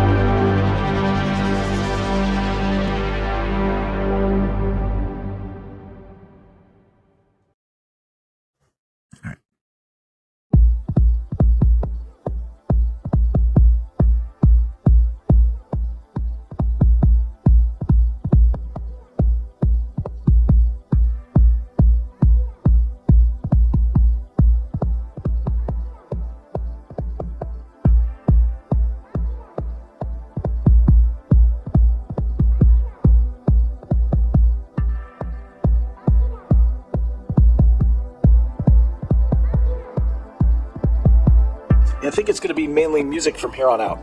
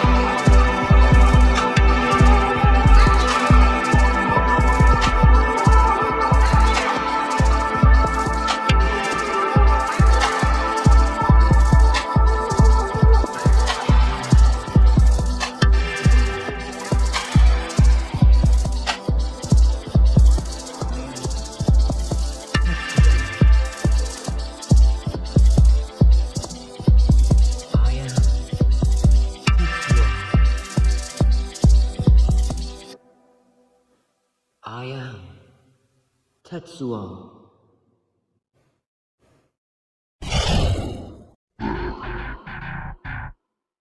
Alright, these are some early pencil tests for the film.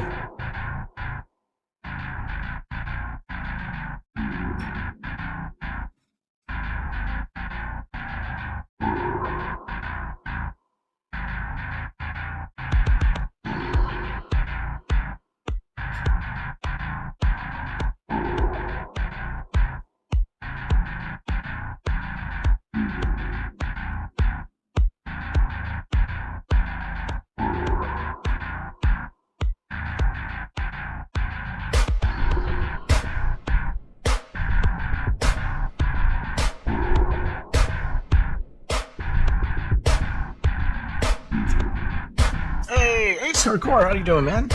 Been a while.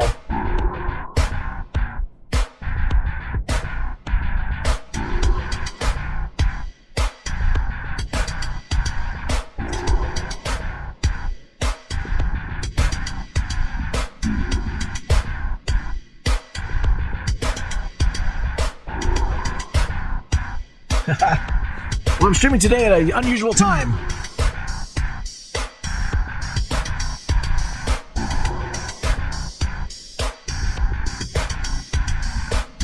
Glad you can make it.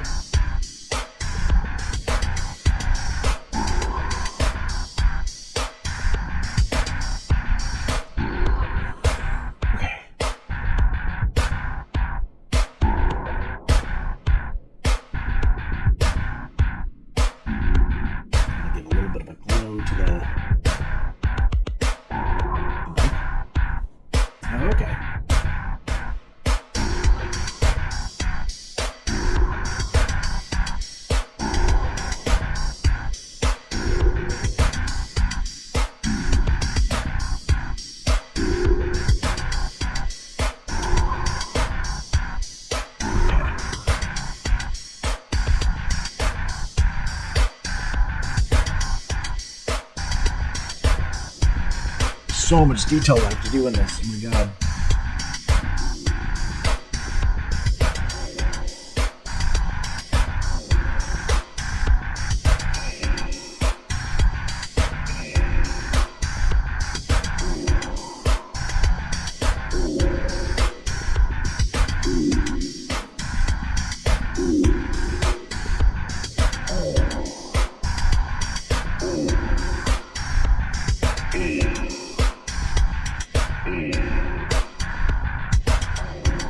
The groaning sounds like burping.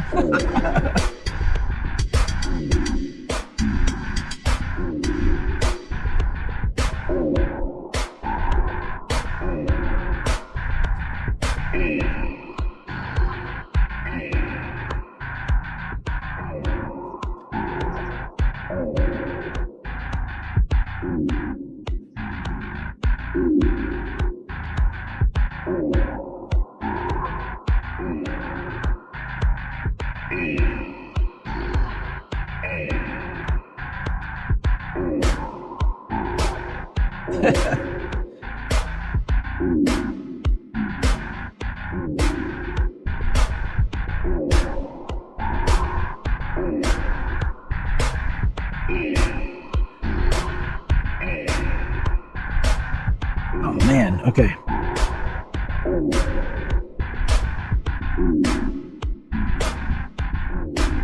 There's some damage to this too.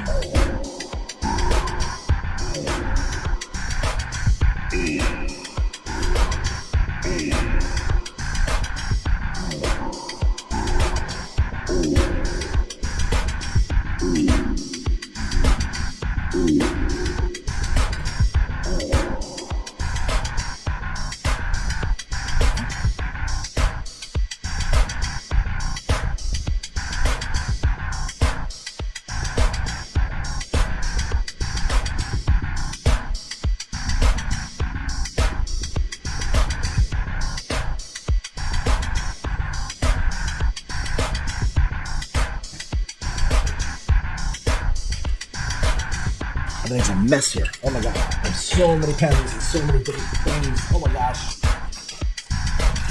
Chaos. Chaos. So much stuff.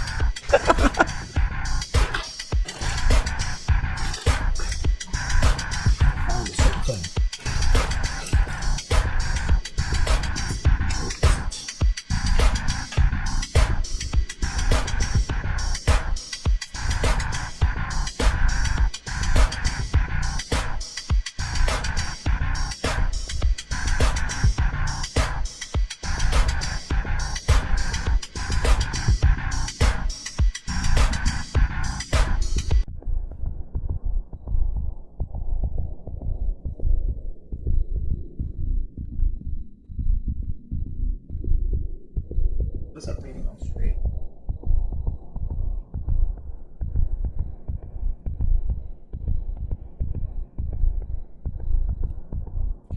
Stressed look.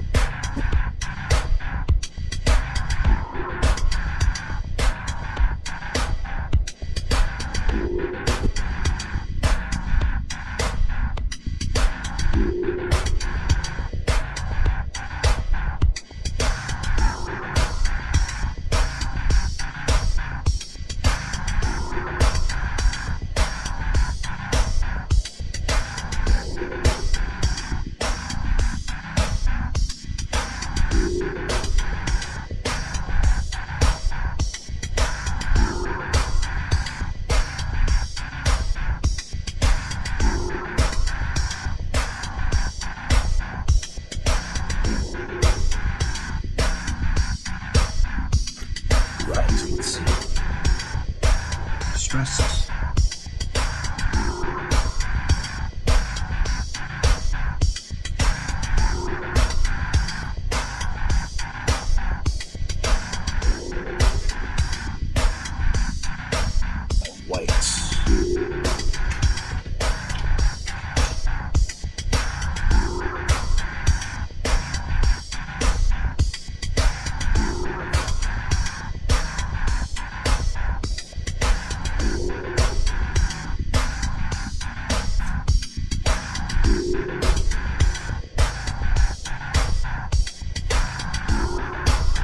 Man, I definitely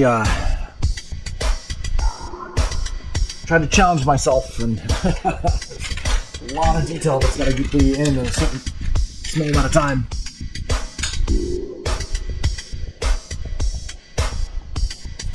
I haven't really even done the clouds yet.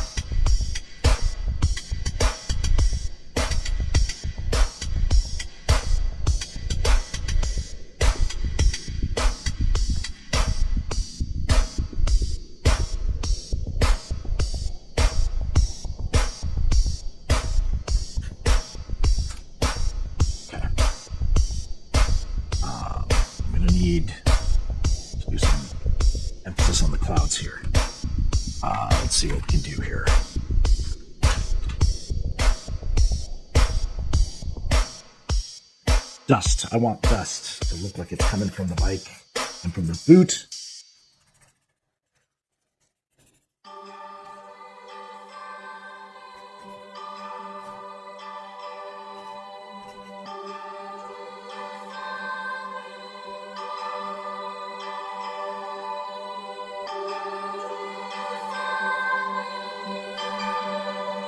Thank you. You called me, didn't you? And I heard you.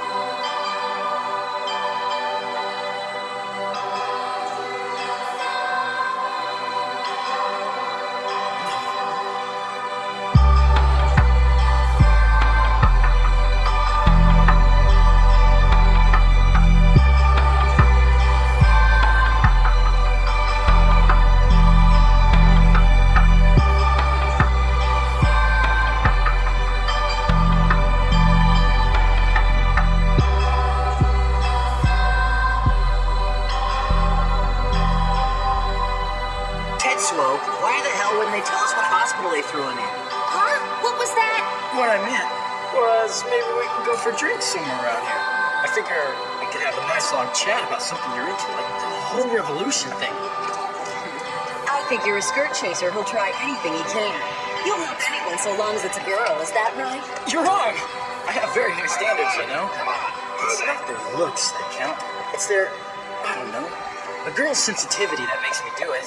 I suppose I owe you one. Thank you very much, I'm Kaneda. See you around, Kaneda. Wait a second. You're leaving just like that? Hey!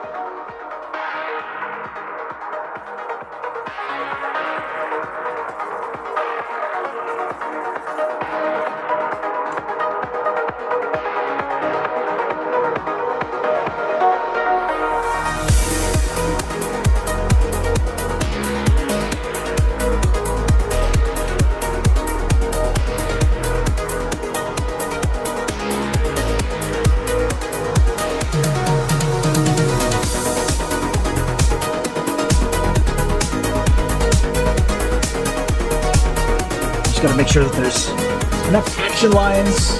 It feels like the bike is skidding across the page, you know?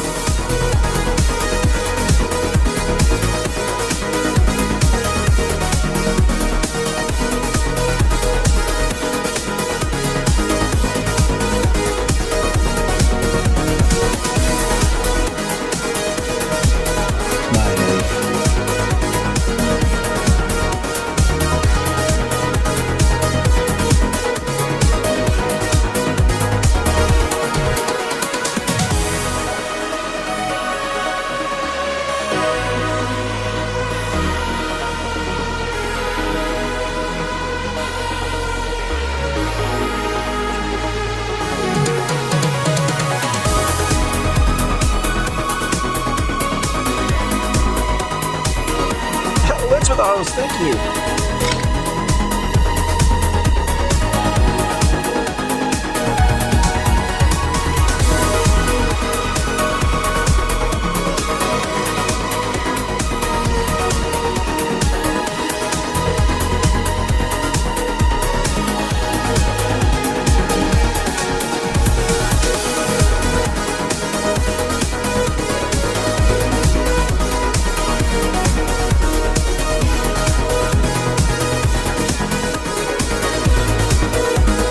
Excellent.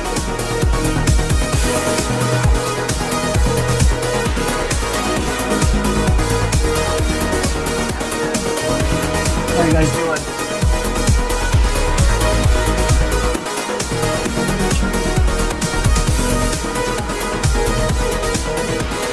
Is it really loud? Sorry.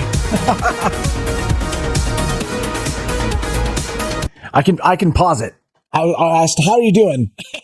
Hope you guys are well. Thank you so much for the host. Thank you so much for the donos. Much love, guys. Good to see you. It's been a while.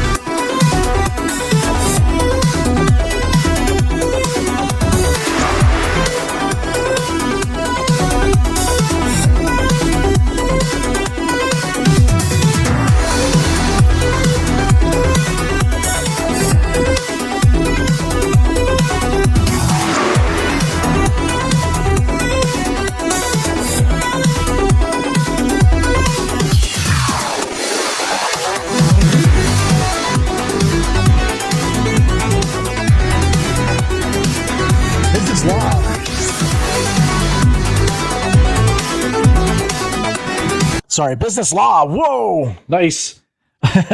Share some tips with me, Stephanie, please.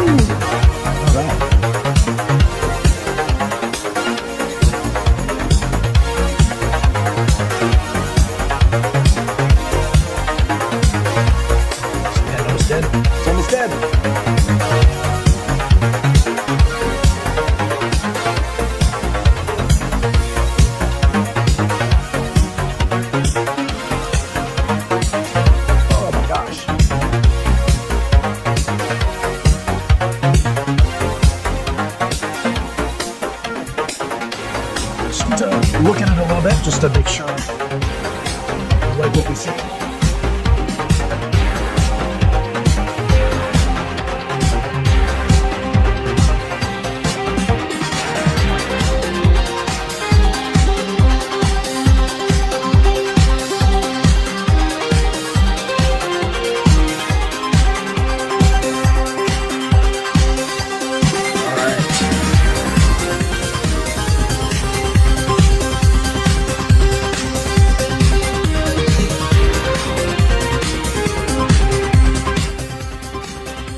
I'll turn down the music a little bit for you guys.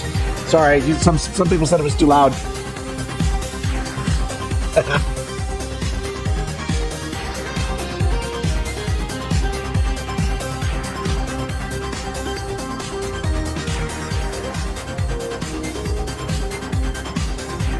All right. You're vibing? All right.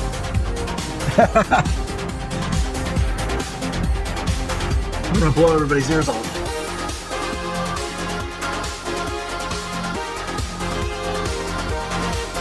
All right.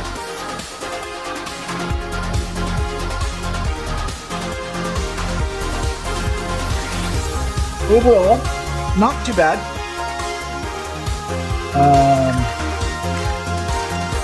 That's my...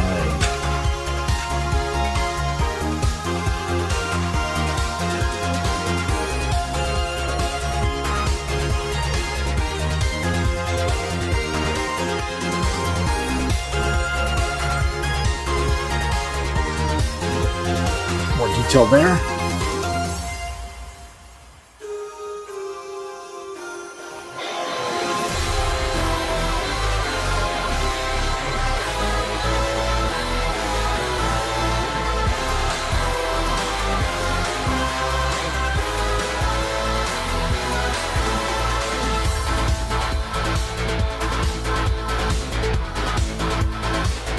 All right, we got the AKIRA slide. Or Kaneda slide, I should say, not AKIRA.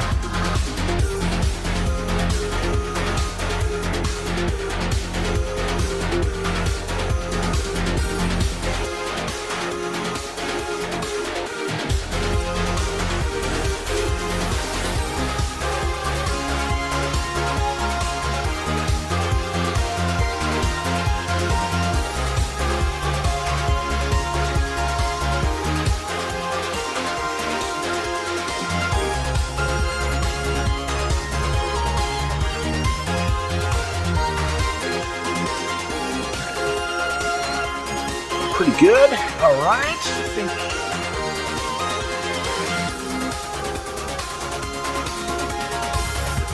I'm pretty happy with the result here.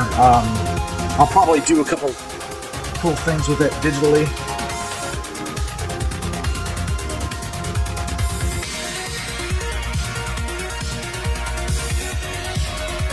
But we got our base pretty solid here.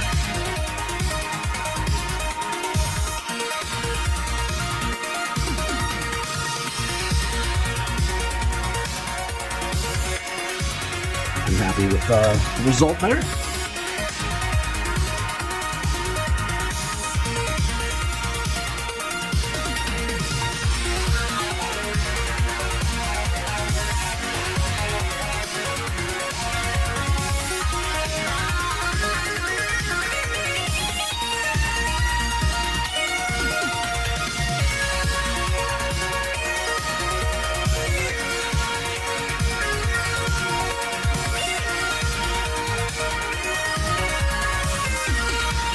Shadow from the leg.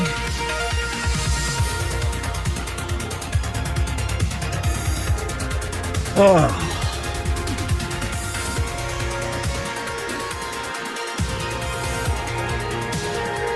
Oh, what I have to pick such a complicated subject. Yeah.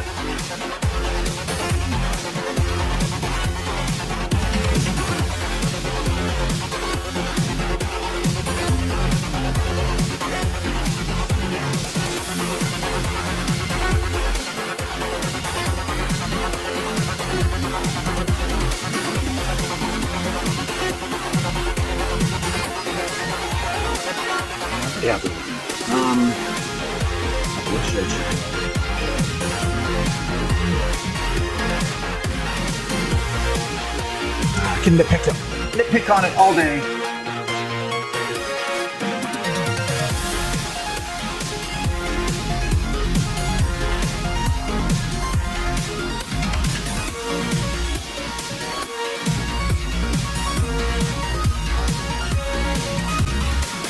All right.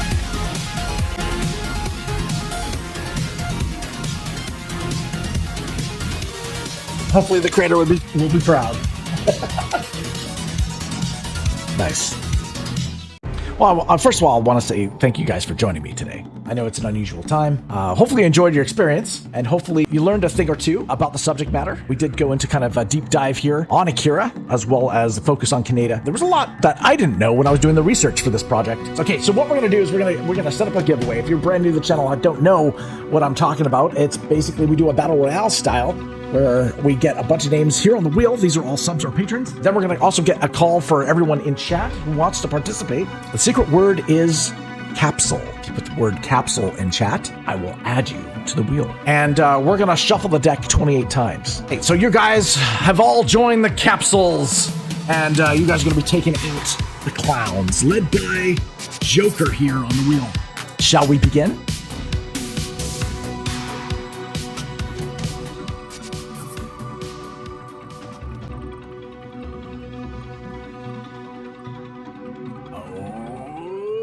Of course, it has to hit. Stephanie Thompson. Stephanie, you're riding the bike, but somebody messed with your brakes. Oh no. Kaneda!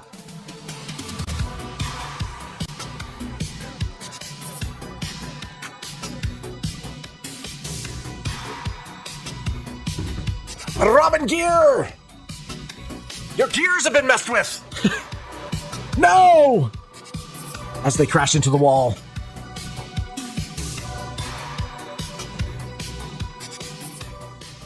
I'll turn down the music a little bit. It's time! It's time! It's not time. It's time. You've been eliminated. Smashing right into a brick wall.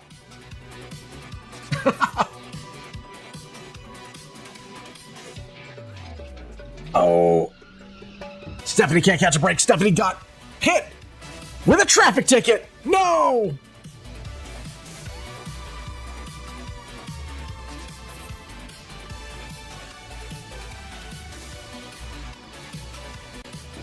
We got GM Dixie from Patreon. GM Dixie. GM Dixie just ran out of gas. No.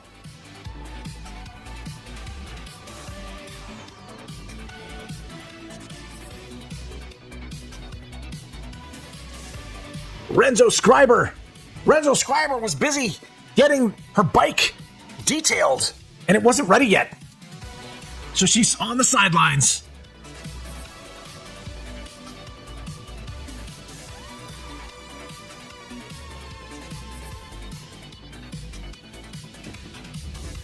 Vizikin!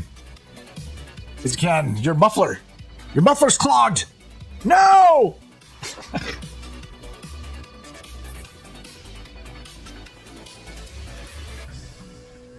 Oh, Ace Hardcore! Ace Hardcore, you're not out yet.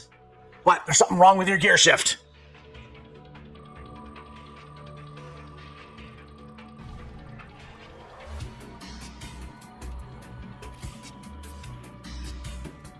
MD Wit. MD Wit has a constant problem of constantly needing to adjust your seat. It's never perfect.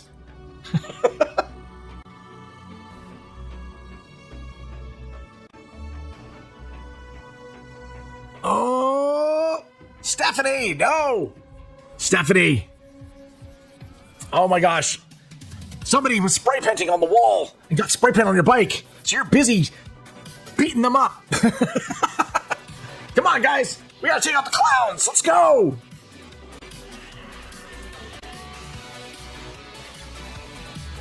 Linz and John Paranormal. Oh no. Linz.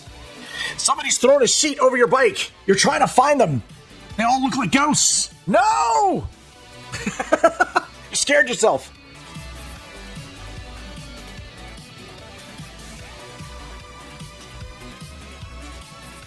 Comtech. You gotta plug your bike in to the computer. It needs an update. Ah! You're on the sideline, my friend.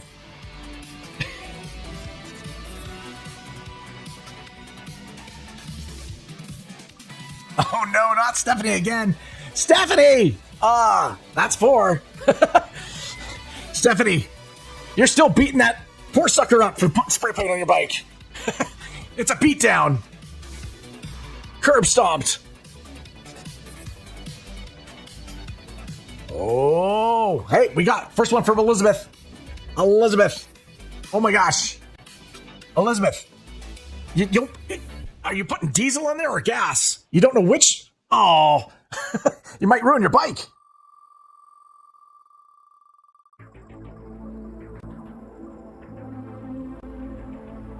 Ozzy girl.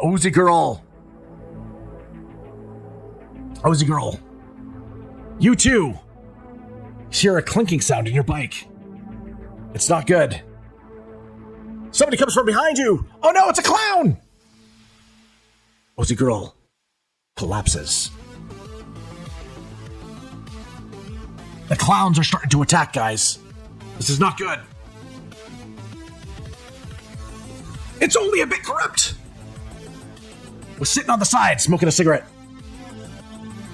where he hears the sound of bikes, thinking it's more capsules. But it's the clowns! He was never seen again. It's all-out gang warfare. Iron Skull.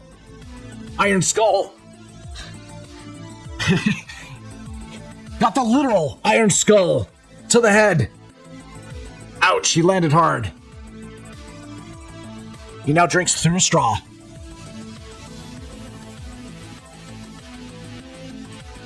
Yummy the Vampy! speeding along and got distracted because she saw a wonderful advertisement and then lost control of her bike and into the bushes.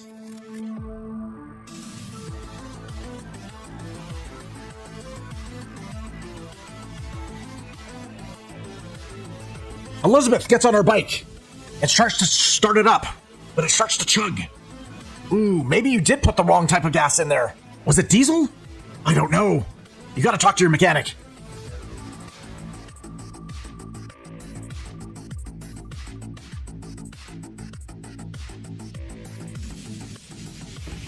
Jimmy the Hook! Jimmy the Hook! Your transmission is suspect. Oh my gosh, we're losing bikes. We need mechanics. The clowns are attacking. Mystic Angel Christina, oh no! There's a group of clowns, and they surround you, grab you, put a bag over your head, and leave. This is not good. We gotta go rescue her, guys.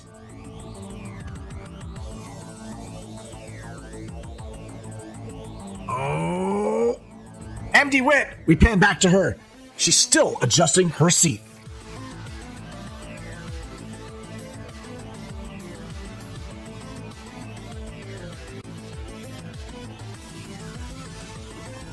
Elizabeth has called her mechanic, and she's got a busy signal.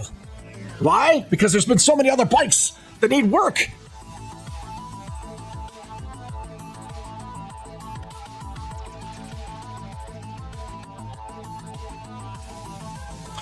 Code word havoc.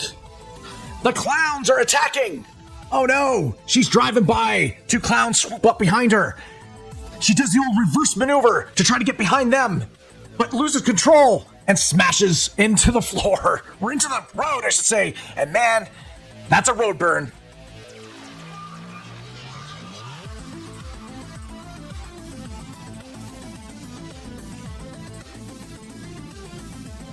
Monster J installed a new horn on her bike.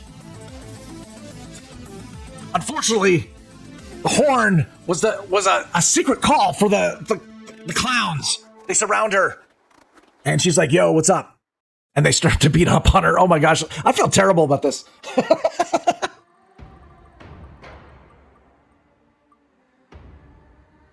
Oh, maybe Q Chris. Maybe Q Chris. The clowns have you in their sights. They're like, maybe it's him. I'm not sure. Just to be safe, let's take him out anyway. They're willing to take down civilians just to get at the capsules.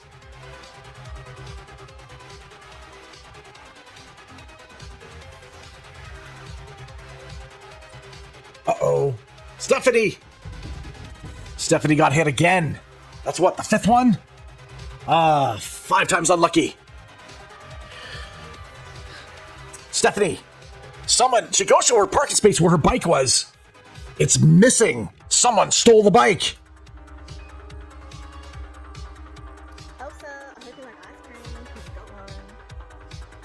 Oh, Daddy throws an uncommon drop for some luck. Extra luck. Oh, Kaneda! The real ace hardcore. Just turned the wrong corner at the wrong time. A whole group of clowns gathered, and they all brought out their makeup. They're gonna make up his face. Make him look pretty. And then they're taking him home. Oh my gosh. What a hardcore night. No worries, Danny. Much love. Elizabeth calls again. She finally gets a ring. And then she gets an answer. But it's to leave a message. No! What is Elizabeth gonna do?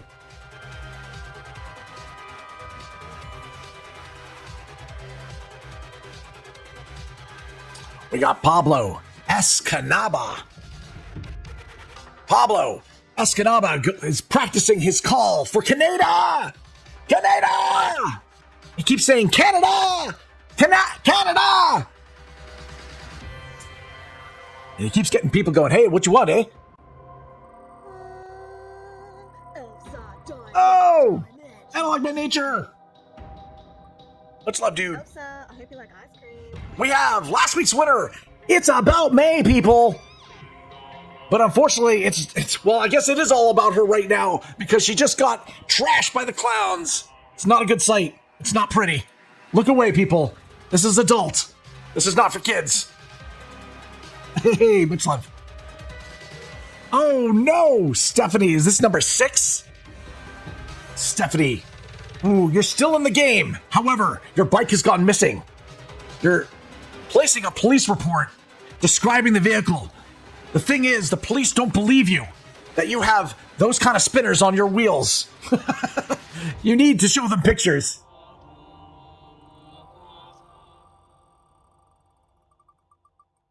Stephanie, I think you've got one more chance. Ooh, Elizabeth! She left a message. She what? I'm gonna hitch a ride with one of my fellow capsules to take me down to the mechanic. You're gonna go down there yourself and give him hell.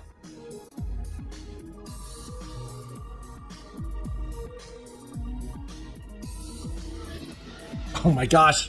I guess we're continuing the story with Elizabeth. Elizabeth gets to the mechanics and proceeds to read them the riot act for not picking up the phone.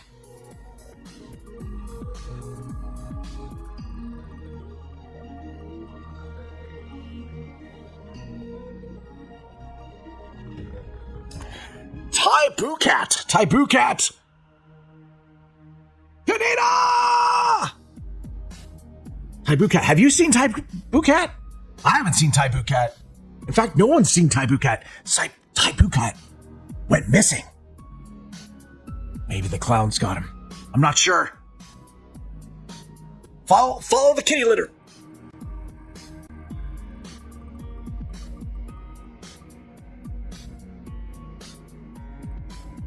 We got 2 bananas in the house. 2 bananas. 2 bananas lives up to their name by placing 2 bananas in the tailpipe, thinking it could make a funny banana split sound. But unfortunately, his bike explodes. EMG, much love, thank you. Oh! Mr. Badass. Mr. Badass pulls up like the Terminator. The clowns attack, but Mr. Badass smashes them in the knees. The other clown goes, "What are you doing? You could have killed him." Mr. Badass says, "He'll live." Unfortunately, the clown says, "You won't." Oh no! Mr. Badass met his demise.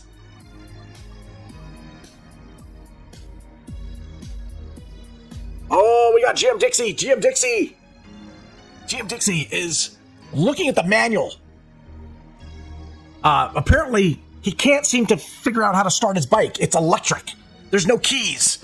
And he's pushing the button, but it's not starting. So he's deep into the manual, reading the rules of the bike. It takes him forever. He misses the whole thing.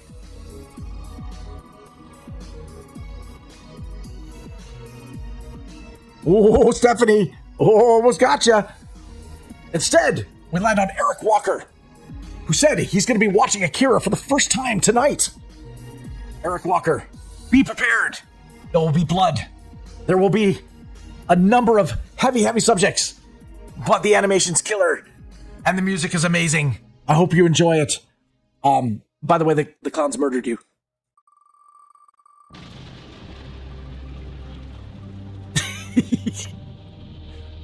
We got Hendrik Eber. Hendrik Eber from Australia. He's part of the gang. Unfortunately, Hendrik Eber tends to, go a little bit heavy on the wine. And unfortunately, he's too drunk to drive. He tries anyway. And, it doesn't go well. The clowns didn't have to take him out. Hendrik Eber took him out.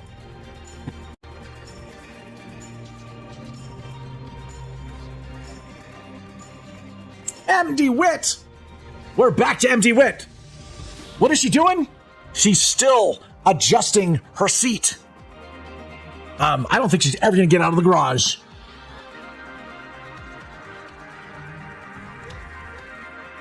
Oh, we're down to the final 10, guys. The final 10.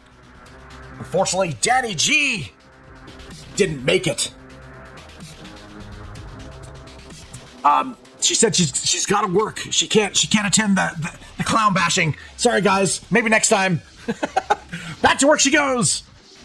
All right, here we go. 9 names on the wheel. Who's on here? We've got Elizabeth Flood twice. We've got Lindsay John Paranormal. We got GM Dixie. We got Rachel Dolly Hug. We've got MD With. We've got Stephanie Thompson. We've got GamerCam, and we got Comtech. Ooh, some have not won a drawing. Some have. Actually, a majority on this list have won a drawing before. Amazing. It's those extra chances to win, maybe. I don't know. We'll see. Comtech. Comtech is still working on his bike. He's got the computer hooked up, but his bike has been hacked. All that's showing up on the display is an LCD display of a clown face. No, the clowns have possessed his bike and have just told it to self-drive to the clown hideout. Comtech is nothing without his bike. He is no more. He's been eliminated. He's out of the gang, guys.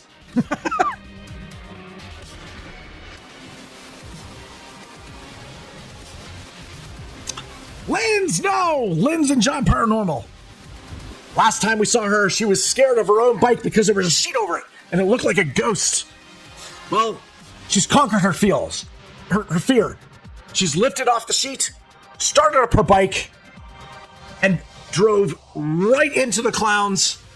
And she put up a fight, but there was too many of them. And in gang warfare, it is a numbers game. And when you don't have the numbers, you lose. Here we go!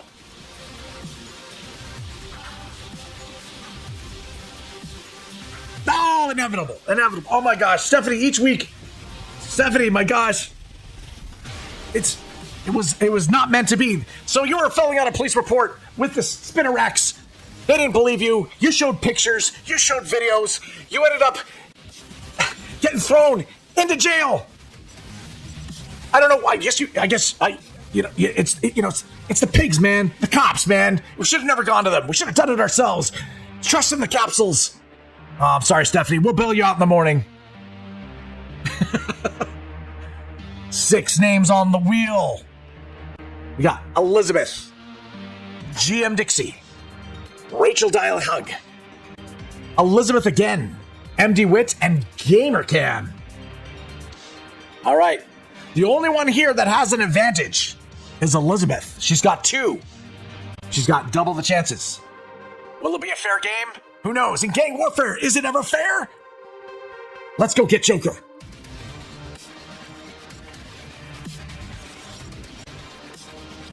Oh, GamerCam, who does dashboard streams. He's got a channel for dashboard cam, the dash cam on YouTube. Definitely go check him out. It's all the crazy drivers that drive here in Vancouver, which there's a lot of footage. GamerCam, unfortunately, you did not win this race or this automotive competition or this gang warfare, I should say.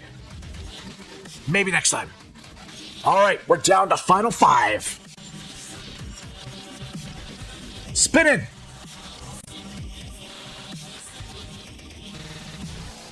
Oh, Elizabeth. Elizabeth has finally gotten a mechanic to look at her bike. The mechanic is also, there's something wrong here. You put gas into an electric bike. Oh my God. Oh no. Classic.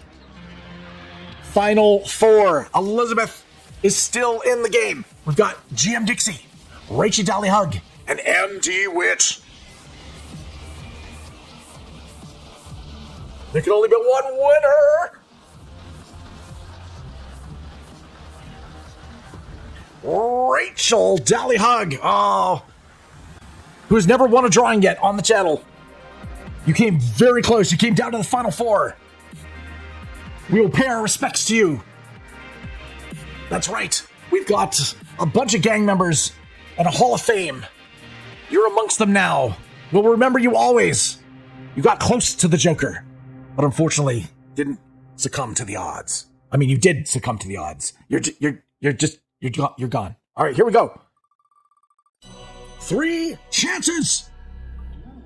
MD Wit. MD Wit. Oh my gosh. MD Wit finally adjusted her seat. But she ends up breaking it. She fiddled it with too much. Guys, you can't play with it so much. If you play with it, sometimes it breaks. I know. That's not what mommy told you, but all right. Her seat fell off, guys. We have an equal opportunity here. Elizabeth Flood and GM Dixie. Both patrons of the channel. Fair fight. You both have cornered the Joker. The question is, which one of you is going to take Joker out?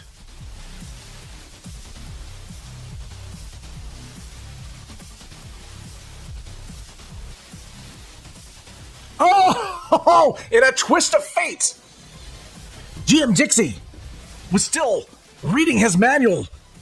Unfortunately, was not able to even get there.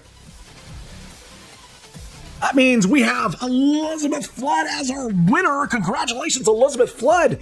Elizabeth, you haven't won in a long time, but just recently you did win the Matrix, the Neo, the One. Well, you're the One again. That's right. You're the one that took out the Joker. And so now, you will rise in infamy amongst the other capsules. We all celebrate Elizabeth for eliminating the competition. The clowns are no more. The Joker is gone. Congratulations, Elizabeth. You are our winner.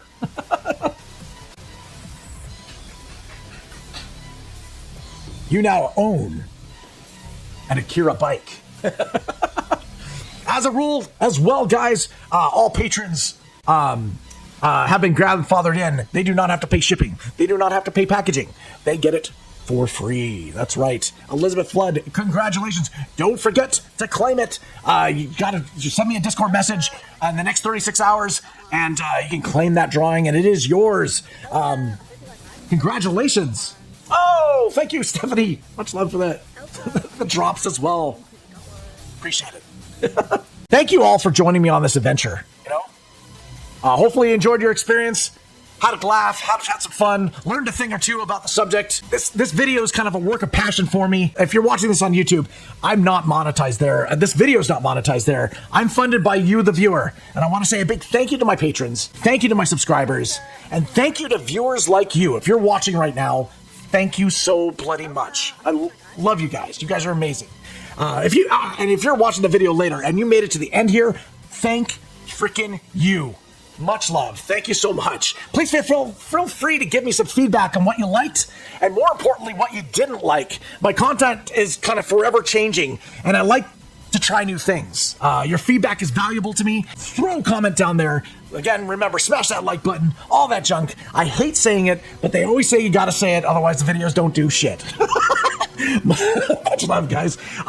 This was an honor to do my little tribute to AKIRA, my little tribute to Kaneda, my tribute to one of the best, awesomest designs of a bike in cyberpunk history. This has been another edition of Future Cyber and Chrome. Much love, guys. I'll be back again next week with another drawing and another chance to win some artwork. I love you guys. That's my stream. Pretty much. May all your hits be criticals and your adventures be legendary. And may I catch you guys on the next one, all right? Much love.